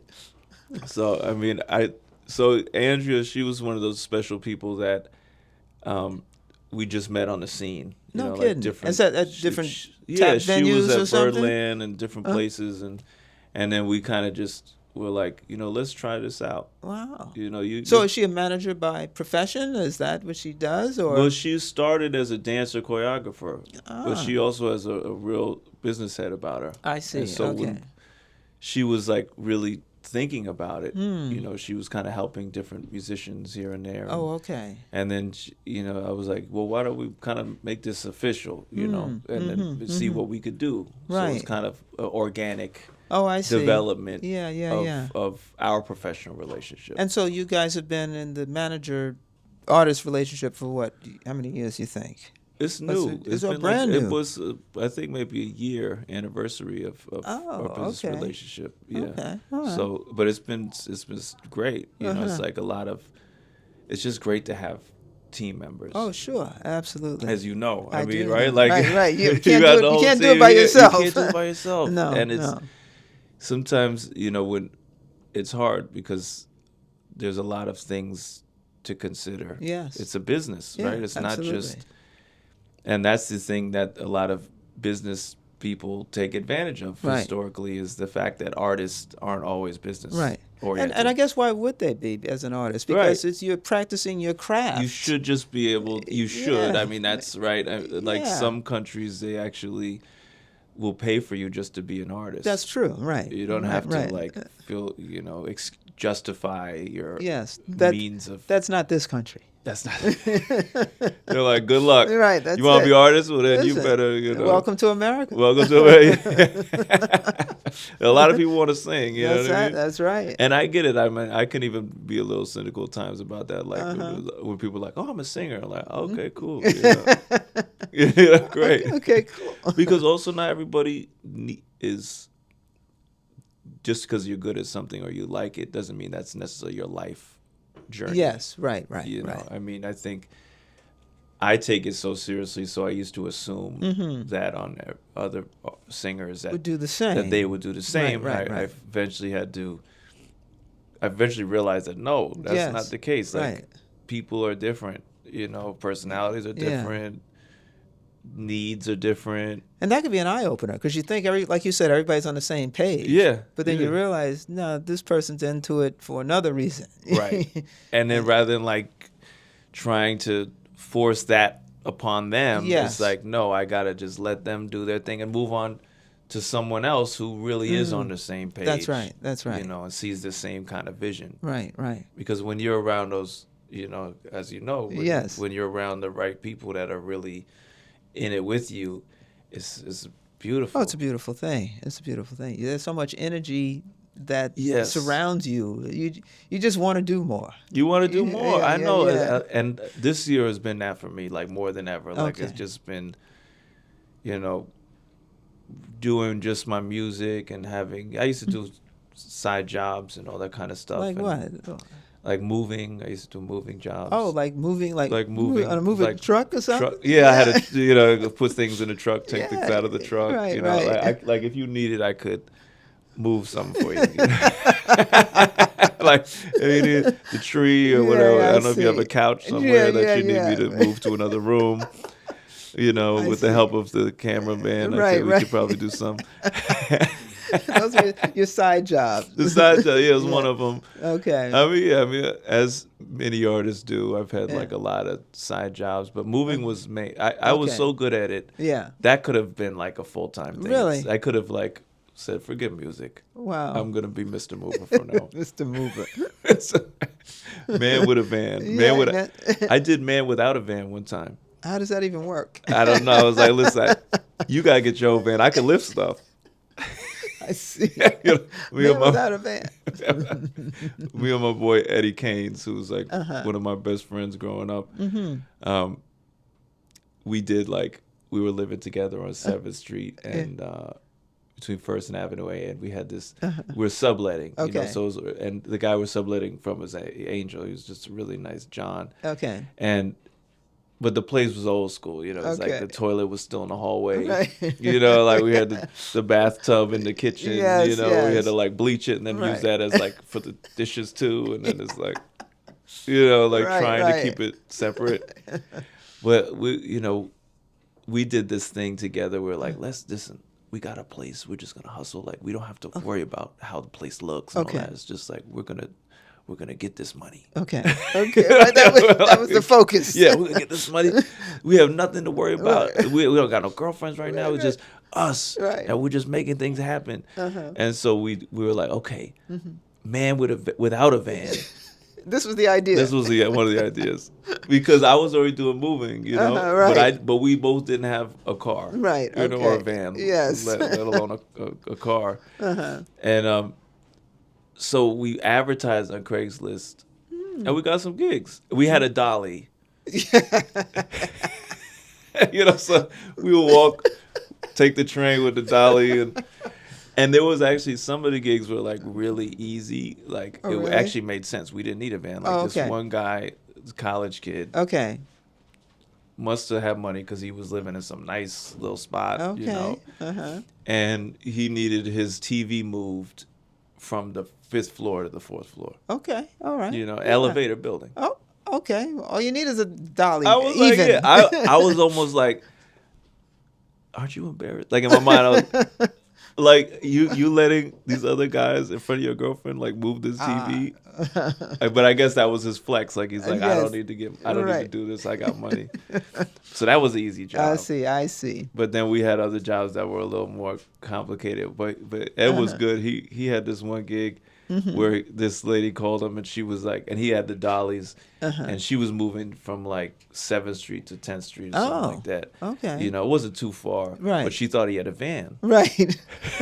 He shows up. And he shows up with just a dolly. Dolly. But before she could question it anymore, he already started putting stuff on the dolly and pushing it down. No, we got this. We got this. And he did such a great job. She liked him so much, she invited him to the bar she Are you worked at later. Yeah. So, sorry, I'm getting off track. But it's all these different. Yes. Okay, I have one more thing to say. Go right ahead. I don't That's know what if Ed's happens. gonna appreciate this, but he was. I was tap dancing in the, you know, busking and stuff in the Yes. street, Uh-huh. and I would bring home cold cash. Yeah. you know? Yeah. And so Ed was like, how do I do that? He's like- Now that's funny. Yeah, he was like, organic. Okay. That was the thing. That was his mantra, organic, you know. It's like, organic. He goes, man, you leave. There's no middleman, middle woman, just Right. you. Right. You do your thing, Right. and you get the money. Right. That's it. Nobody else, right? He's like, organic. So he's pacing around. I'm watching him pace Right. around. Organic. You know? And then eventually he was like, he came up with his way of being organic. And he was going to be the guy with the SpongeBob. He's like, SpongeBob. SpongeBob? Yeah, And he what was going to do with that? he was going to, he was going to hire Okay. somebody to play SpongeBob in Times Square. Okay. Oh. And this was before it got so, like, now there's Now so many it's- characters absolutely, everywhere. But this right. was when it was still kind of like a new thing. Okay, You know? So he uh-huh. was like, I'm a SpongeBob. I'm going to hire someone to play SpongeBob. I'm going to have a playlist. Okay. And they're going to, you know, give us money for pictures and stuff. Yes. And he's He just going to did sit that. down and supervise, right? So Supervise. so he was like, he goes, okay, so he found the suit, someone to make the suit for like a decent, reasonable price Okay. in Peru or something, right? Uh-huh. So he found that. He got his tax ID. Like he did everything. Like he Wow. was like, I'm going to make this a real official business. Okay. He was interviewing these People girls. Yeah.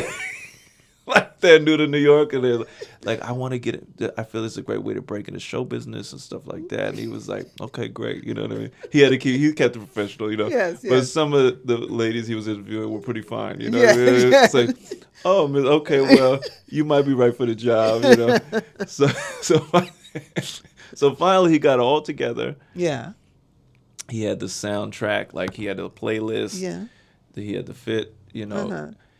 He had the employee. Okay. So he was first day. Yeah. He was rocking it. Wow. I mean, she was good. She was doing the SpongeBob. Okay. He was sitting there Uh-huh. making sure everything was cool. Right. She, money was coming. He's like, I cracked the code. You got to go. I cracked the code. Like, we doing this. You know what I mean? Right. SpongeBob. Organic. Organic. Now you're not the only organic cat out here. Right. So then, but then the cops came in and said you can't have the amplified music. That was the one thing he didn't Oh. consider. Okay. And for some reason, he thought that ruined the operation. Oh. He didn't feel confident enough without the see. music, because that was part of the Sure. formula Yeah. to have an employee. I see. But we still needed to pay rent. Yeah, I got you. So he was like, I think I might have to put on the suit myself. Oh, You know, he's a Harlem cat, you know, so he was like, he doesn't want to get caught right. wearing some SpongeBob stuff out in the street. You know, he's got a reputation, Yes. right? Yes. So I was like, yeah, just do it. You got this. Right, You know what I right. mean? So he went out one day, he with the thing. He said the hardest part for him was like putting it on and like someone maybe seeing him.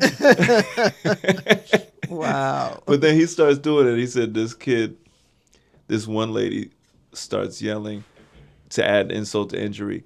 Get a job, SpongeBob. Get a job, SpongeBob. But long story, listen, he made the rent. He Okay. did it. He went out there just the right amount of times he Okay. was due, and we did our thing. Wow. So shout out to Wow. Eddie Yes. Keynes, Wow. who's genius. Like Wow. he really is a genius. Well, what's he cat. doing now? Not more SpongeBob. No. His main thing was like finance, and like he's Okay. always a businessman. That was Okay. his thing, and this was just like one of his I see. iterations of that. Right. But I don't know where he is now. Actually, Ed, if you're there, Yeah. give your brother a call. Yeah, absolutely. But Wow. That's nice stories. Nice Thanks. story. Because at that point, you're in your 20s, I guess? I think I was early 20s. Yeah. Yeah, we were still You guys are young. we were young, and we're making it, and it was we were making it work. Yeah. And the Definitely. busking was that was an important experience too, because when you tap dance out in the street, just like breaking up the space, Yes. uninvited. Yeah, uninvited. That's right. It's a whole experience, because there's no reason for people to give you any attention. Absolutely not. Especially when Right. they're in transit trying That's to right. get about their day, and then you're just here Right. like, look at me, So it really, like, it taught me how to really just be in the moment in Wow. a different way, because And there was no, it was just about my energy. Well, that's what attracted people was your energy. Yeah, when I was Ah. resentful. So it wasn't like you calling people over to see you. I mean, when I was feeling good, I wasn't really calling. No, I was just Oh. kind of just like, I was set up in the midst of everybody. And Okay. then of the Times Square crowd, or Okay. whatever train station I was. Yeah. And I would just start hoofing. Okay. And then sometimes, I mean, the only times people didn't really respond was when I was resentful. When I was bitter about it, when I was Oh. like, I don't see what I'm doing. I'm working so hard. Like, I why aren't these see. cats like give me money? And it's almost like They you could hear feel that energy. And yeah. like, I don't need him, Right, But then right. when I was just really in it and feeling good, all of a Okay. sudden I look up and there'd be a crowd Oh, okay. of people. Like I would, I'll be sewing, and then I was like, oh shoot, there's folks here, and then Oh, I I would, see. and then people start putting money in, and then Oh, okay. and I even had this, it also just makes you aware of how much of a gift we do have to offer when we choose to share it. Whatever yeah. that is that Right, we have in right. us. And people are appreciative. People appreciate. I mean, there was Yeah. a homeless guy who gave me a quarter, Really? and I thought that was really deep, because it was like, I mean, I might be a jerk for taking it, but like no. But I think the deeper exchange was the fact that he felt like he had something from me. Yes. He yes. wasn't without in that moment. Right. He Right. he had something from that experience, and he wanted to give back. Right. And that was what the beauty of like what we do as artists is we can make people feel that way. Right. That's nice. That's a nice story.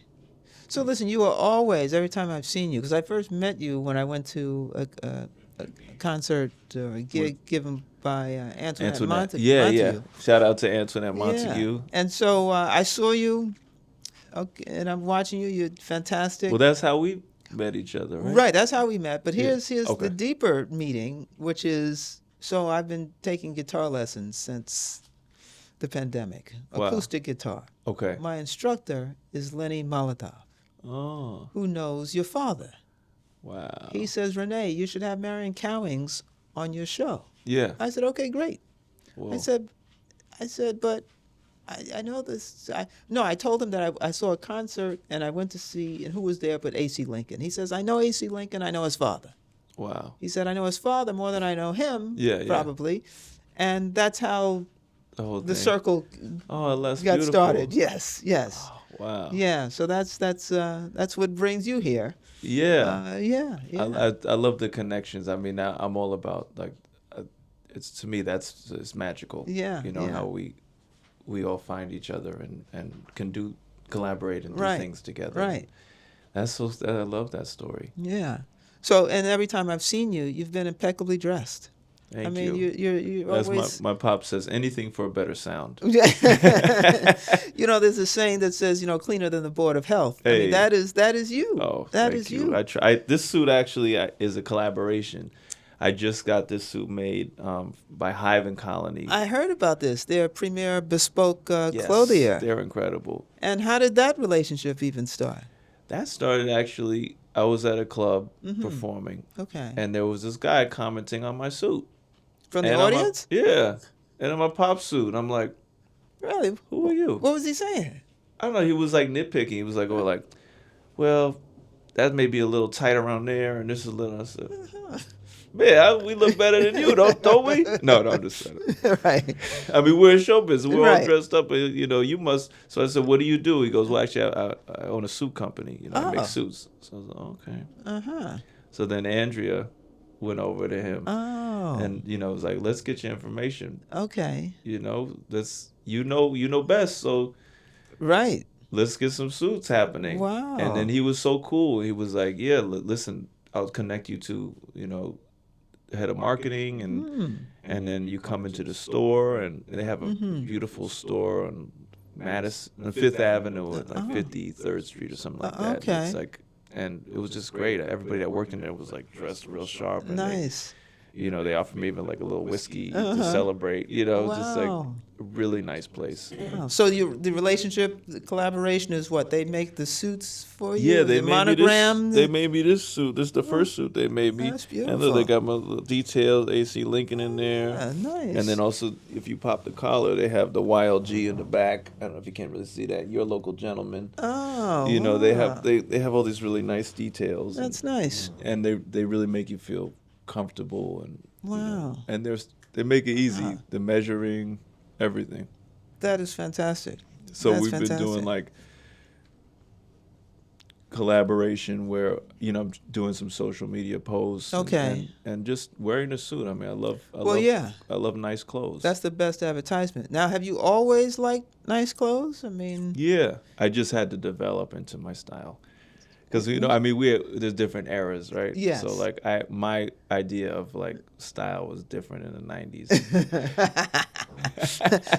I think for all of us. All of us, yeah. I found there's like more kind of classic styles that withstand The test of time. Yes. Yeah, so I definitely like to borrow from eras, but I still like to think that the overall statement is classic. Yeah. Well, that's interesting because when the Hoofers that you speak of, these icons, when you see them in these old, film footage, Yeah. these guys are dressed always. It's part of the tradition. Always. It's part of the tradition, and it's basically it's owning your power, and it's reclaiming your power and your dignity and saying, this is we know you can't say anything about us. We're impeccably dressed. Okay. If you say anything about us, that's on you because we look good. You know what I mean? We look good. But like Danny Mixon too, Yes. he's always incredibly sharp. And my Yes. pop always told me you got to Oh. look better than your audience. Wow. Okay. Okay. So What was behind that? That sounds pretty heavy. the same thing. Like you got to present yourself properly. They're here to see you. Mm-hmm. They're here to see you. You're on the stage. You give them something to look at. And it's Right. also just it's dignity and it's pride and Sure. it's representation and Right. just going up there and and people feel that. Yeah. People feel that. I even have folks that don't usually dress. I do a jazz night Okay. once a month, and there's You do. Yeah. Where is at this? D'Amelio. Where's that? I've heard of this. It's downtown. It's a speakeasy. Okay. It's like invite only, so feel free to DM me if you Oh, want an okay. invitation. You know, Okay. but it's really a cool place and You have a jazz a night. jazz night. And folks that may have showed up before and Okay.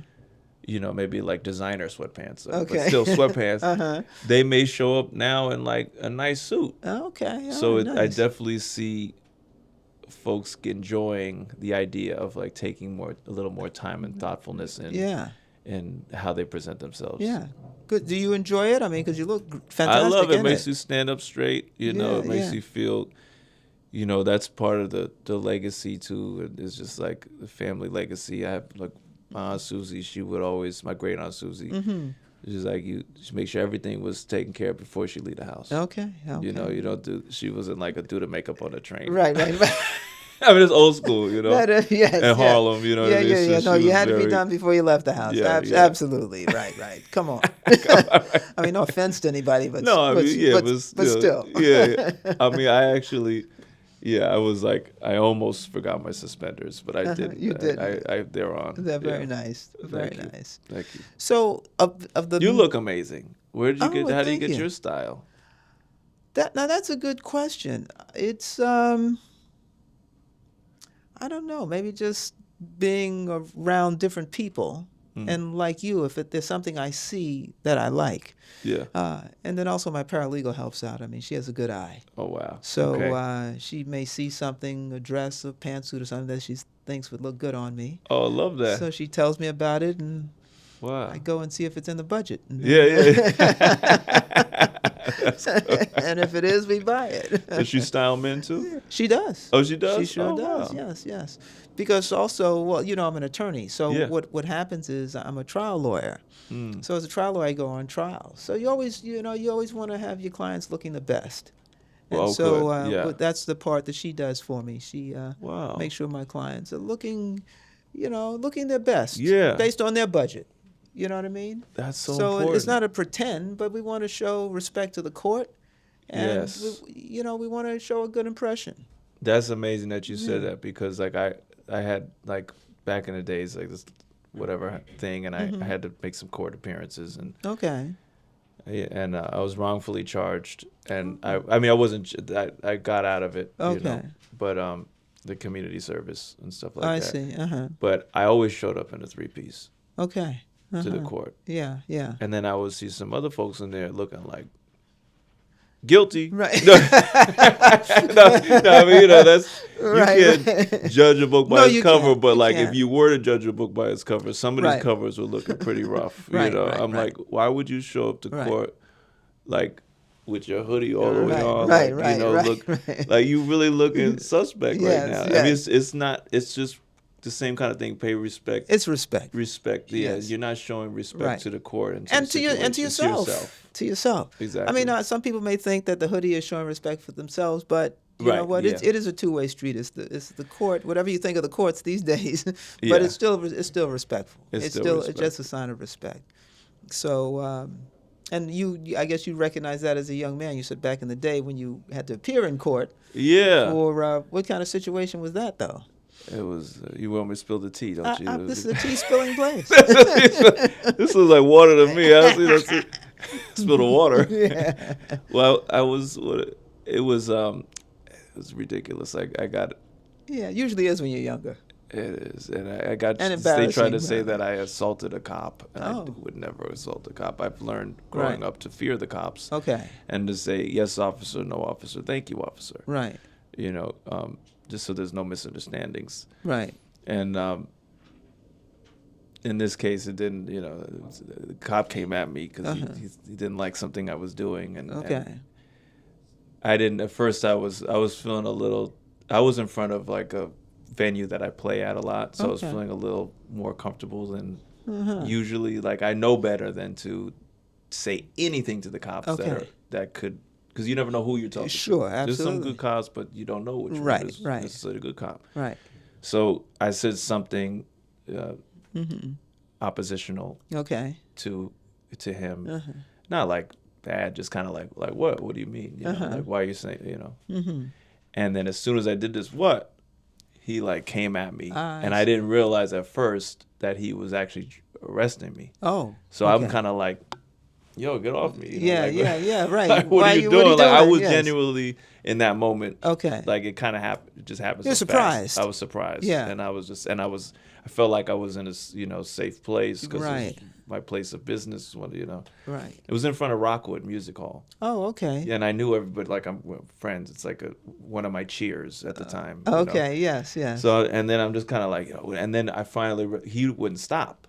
So Oh, then I realized, oh, he's arresting me. I see. So at that point, I just, surrendered. I gotcha. Yes. But then they ended up hog tying me. Mm.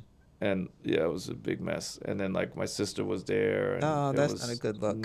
it was hard for her to Yeah. Watch see you that. undergo that. Yeah. Yeah. Yeah. That's not. So, but I had some, I had a good flex, as they say, as the Okay. kids say, Yes. for how I got out of it Okay. Okay.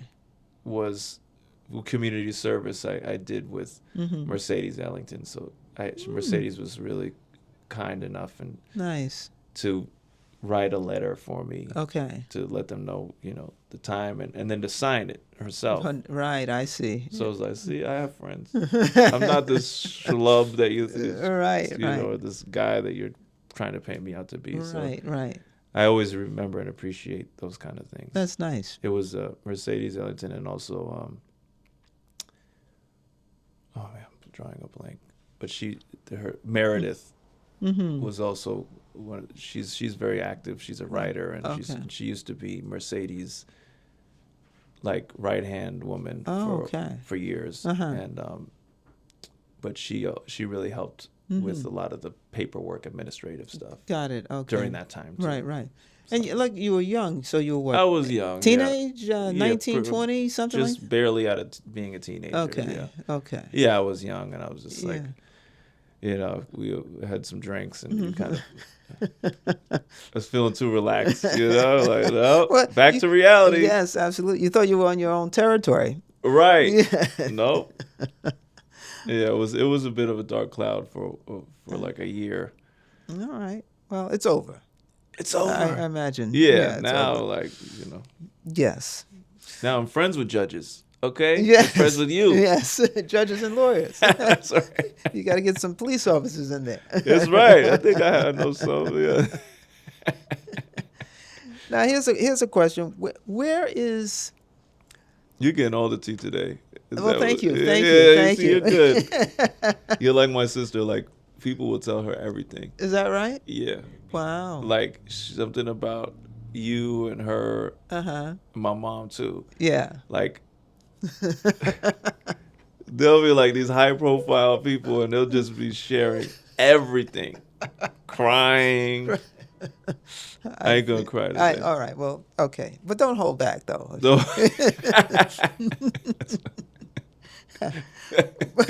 AC broke down in tears. Yeah. Well, we got him. We got him. Yeah, let's see what Emily does. So what I was going to ask was, where is tap dancing today? Meaning, you mentioned, is it D'Amelio's? D'Amelio, yeah. D'Amelio's. It's all around. I mean, I'm doing New Year's at Where? the Django. Where's that? It's in Tribeca. It's in the Roxy Hotel Roxy Hotel in Tribeca. Manhattan. And that's New Year's Eve. New Year's Eve. That was a big one. That's a big one for me. Oh, that's excellent. 12:31. I loved the Django and the fact that they wanted me to bring the New Year for them. Was That's wonderful. Really special. That's a nice gig. Is that just you, or is there Me and my band. You and your band? Yeah. Okay. And I'll probably have one or two special guests. Yeah. Who can we expect to see in terms of your band? Okay, yeah. I have Dano Peterson on drums. Okay. Danny Mixon on piano. Mm-hmm. Melissa Slocum on bass. That's all I'm going to give out. Okay, that's fine. we have to show up apparently to see who else is on there. Right. Who the horn player is. So our audience do they still appreciate tap dancing? Yes. They always appreciate it. They just don't know anything about it. What do they need to know about it? Well, if they need to know the history. They don't. I mean, it's not like I'm not a preacher in that way. Okay.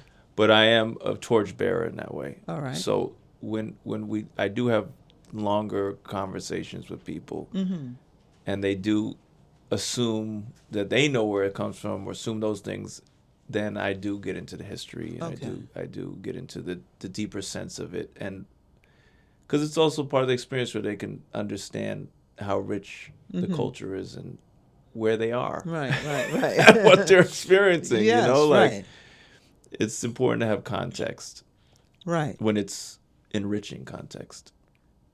When it's enriching. Uh-huh. Enriching for whom?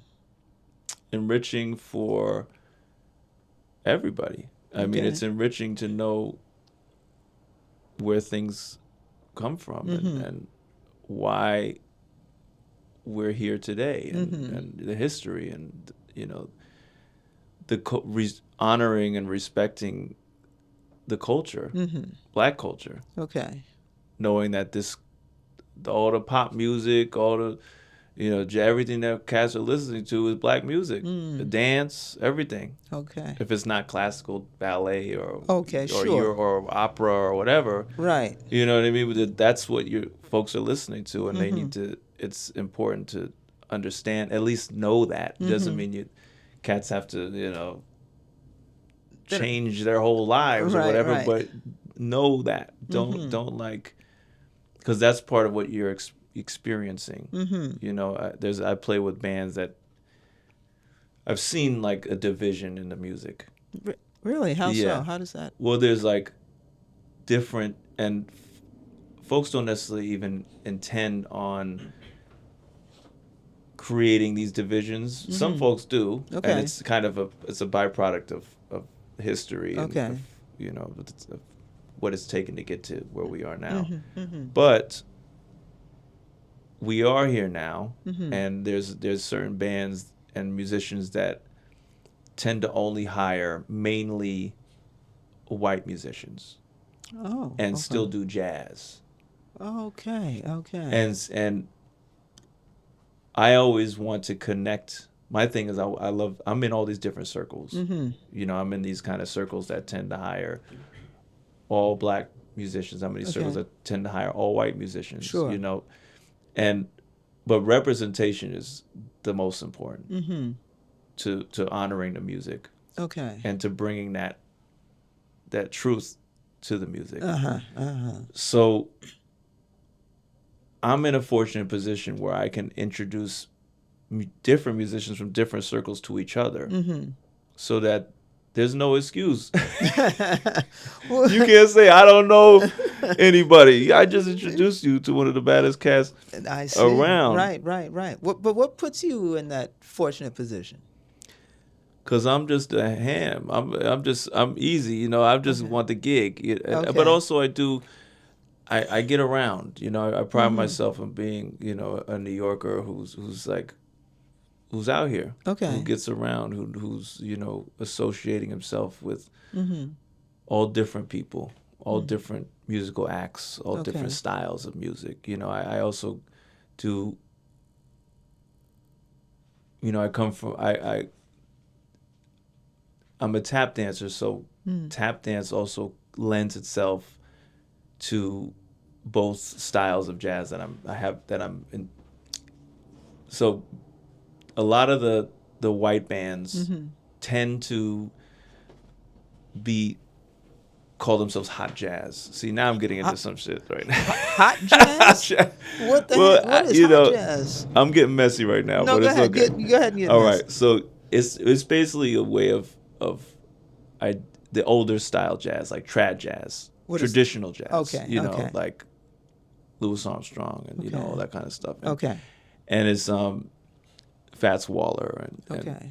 and it's the roots of jazz. Sure. It's very important music, and there's Right. a lot of brothers and sisters that are honoring and carrying on the tradition Okay. of the music. Yes. And in both scenes, in the what I call the hot jazz scene, and carrying on the tradition and representing it in the more like modern straight ahead or Okay. bebop or R&B jazz scenes. So what is the hot jazz? What kind of Well, jazz? it tends to have this. It has its own culture, really. I mean, there's a lot of swing dancers that Okay.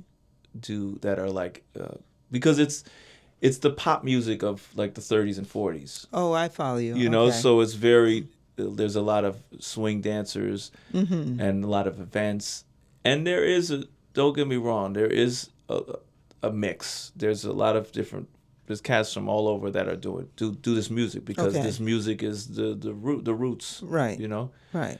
Um, but for me, I'm just a connector, and I just always want to see when I notice that like there's a scene that's going a little too much in one way. Mm-hmm. I need to see representation.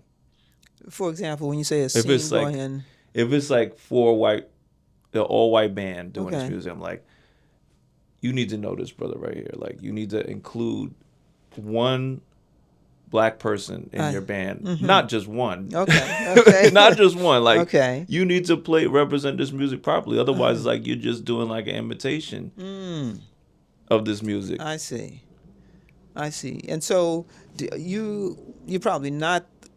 Let me know. Are you the only one doing this on the scene? Meaning introducing. No, there's like some cats that are really representing for the culture and Okay. and still doing the old style, Oh, like okay. Dandy Wellington.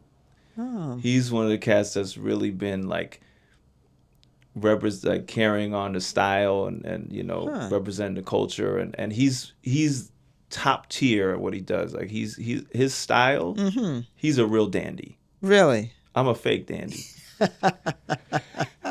He's like he got all the bells and whistles. Is I that mean, right? he's really the top of his game, and I have a lot of respect for what he's doing, and it's important because it's representation. He does tap as well.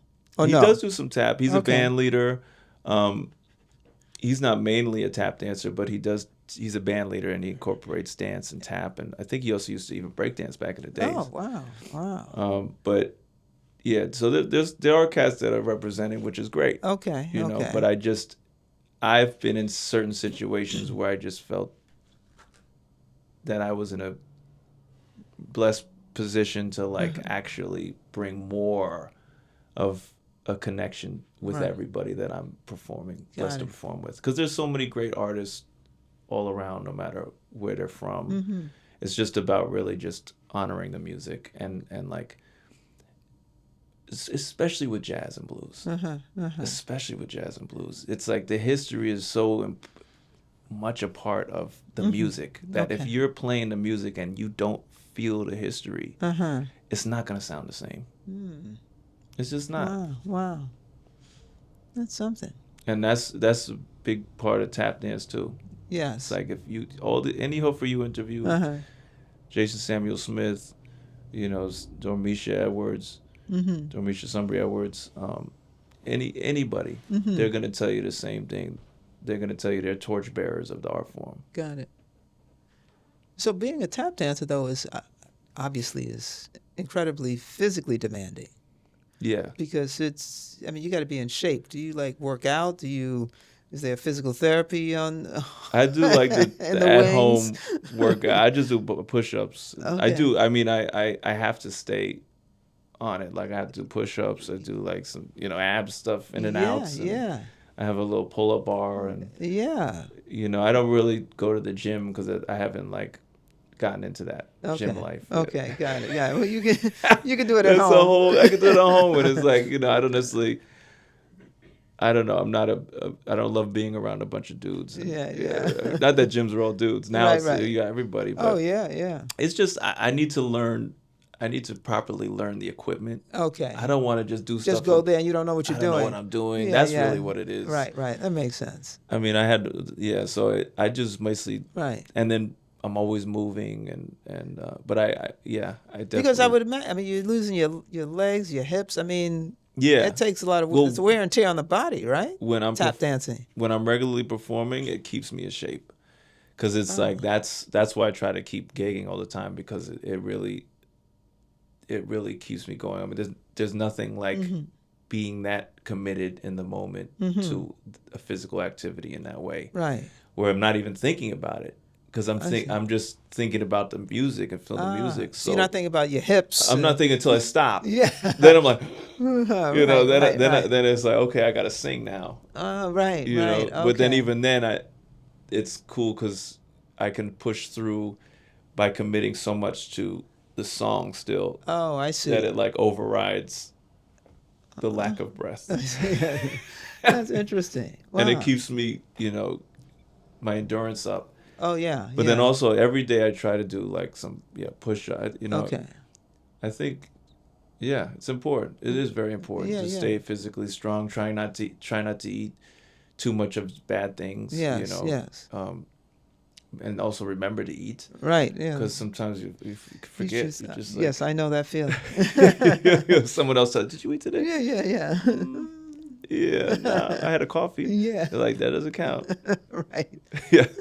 So do you practice the tap? I mean, I've is there like sessions at home where there's 3 or 4 hours of work put in every day? I'm like my pop in that, like, when I practice by doing the gig. I see. Okay. Like by just performing I mean, I'm getting better at practicing because but I mean, the real school is doing it with the band on stage. Like that's when you really understand.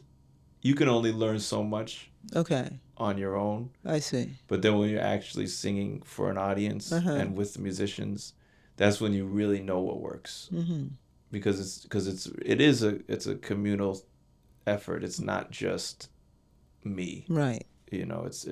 I'm doing it with the audience. Right. And that's also the why I love it, because it's like, how many jobs can you feel that sort of intimacy with that many people? Yes. And have that sort of like instant friendship and camaraderie, and it's just like wow. Wow. It feeds you. It's what they say. I like the after show glow. Sometimes like you see people, you feel like you have this. You're still wearing the energy of that night.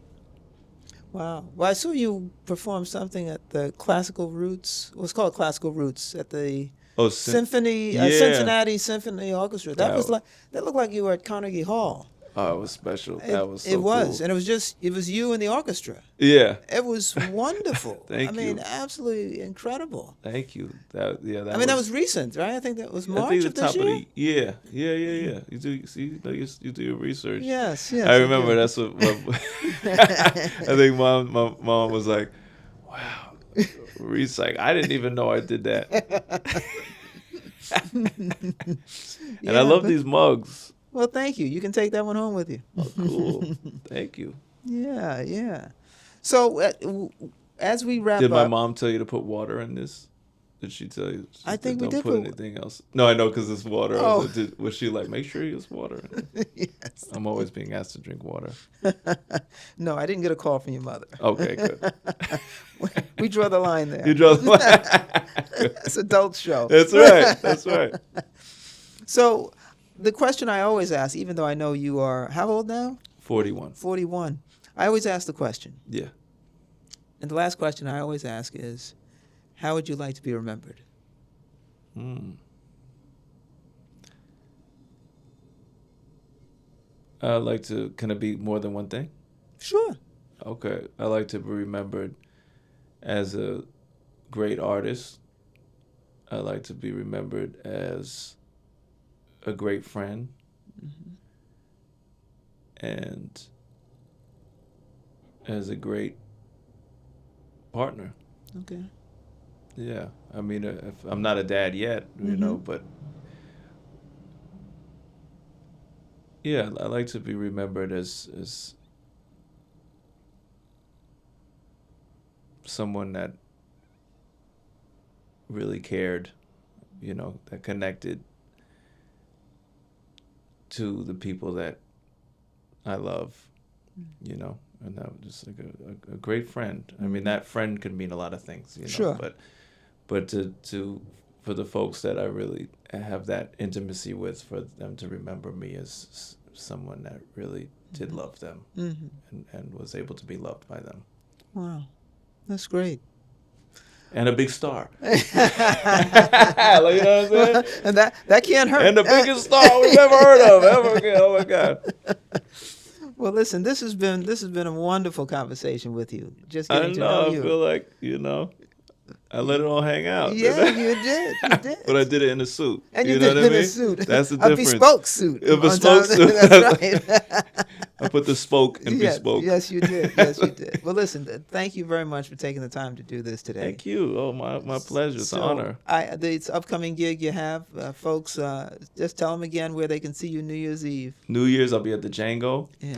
And then this may air after, but I'll be sure. at Amman on the 17th. Of If you want to December. come, December, I'll put you on the list. Let me know. Where December. is that, Emma? It's on 57th off of 5th Avenue. Okay. It's in the it's the Amman Hotel, Oh, okay. and then they have a jazz room called the Jazz Club downstairs. Oh, nice, nice. And then my jazz night is on the 18th. Okay, okay. And then I'm performing with Antoinette Montague in the morning on the 18th Wow, for the schools. So that's very good. shout out to Antoinette again. We course. love Antoinette. Of course. And Wow. she's family, you know. Yes, she is. So. Yes, she is. And your family. Well, thank you. Nice to be And you included. Well, on that note, we're going to sign off. I want to thank you guys for sitting with us and listening to AC Lincoln talk about his music, his life, and tap dancing. So as always, if you're enjoying the episode, enjoying the channel, just click like and always remember to subscribe. That is absolutely the terrific way, the best way to support this station. Thanks again, everybody. Have a good night.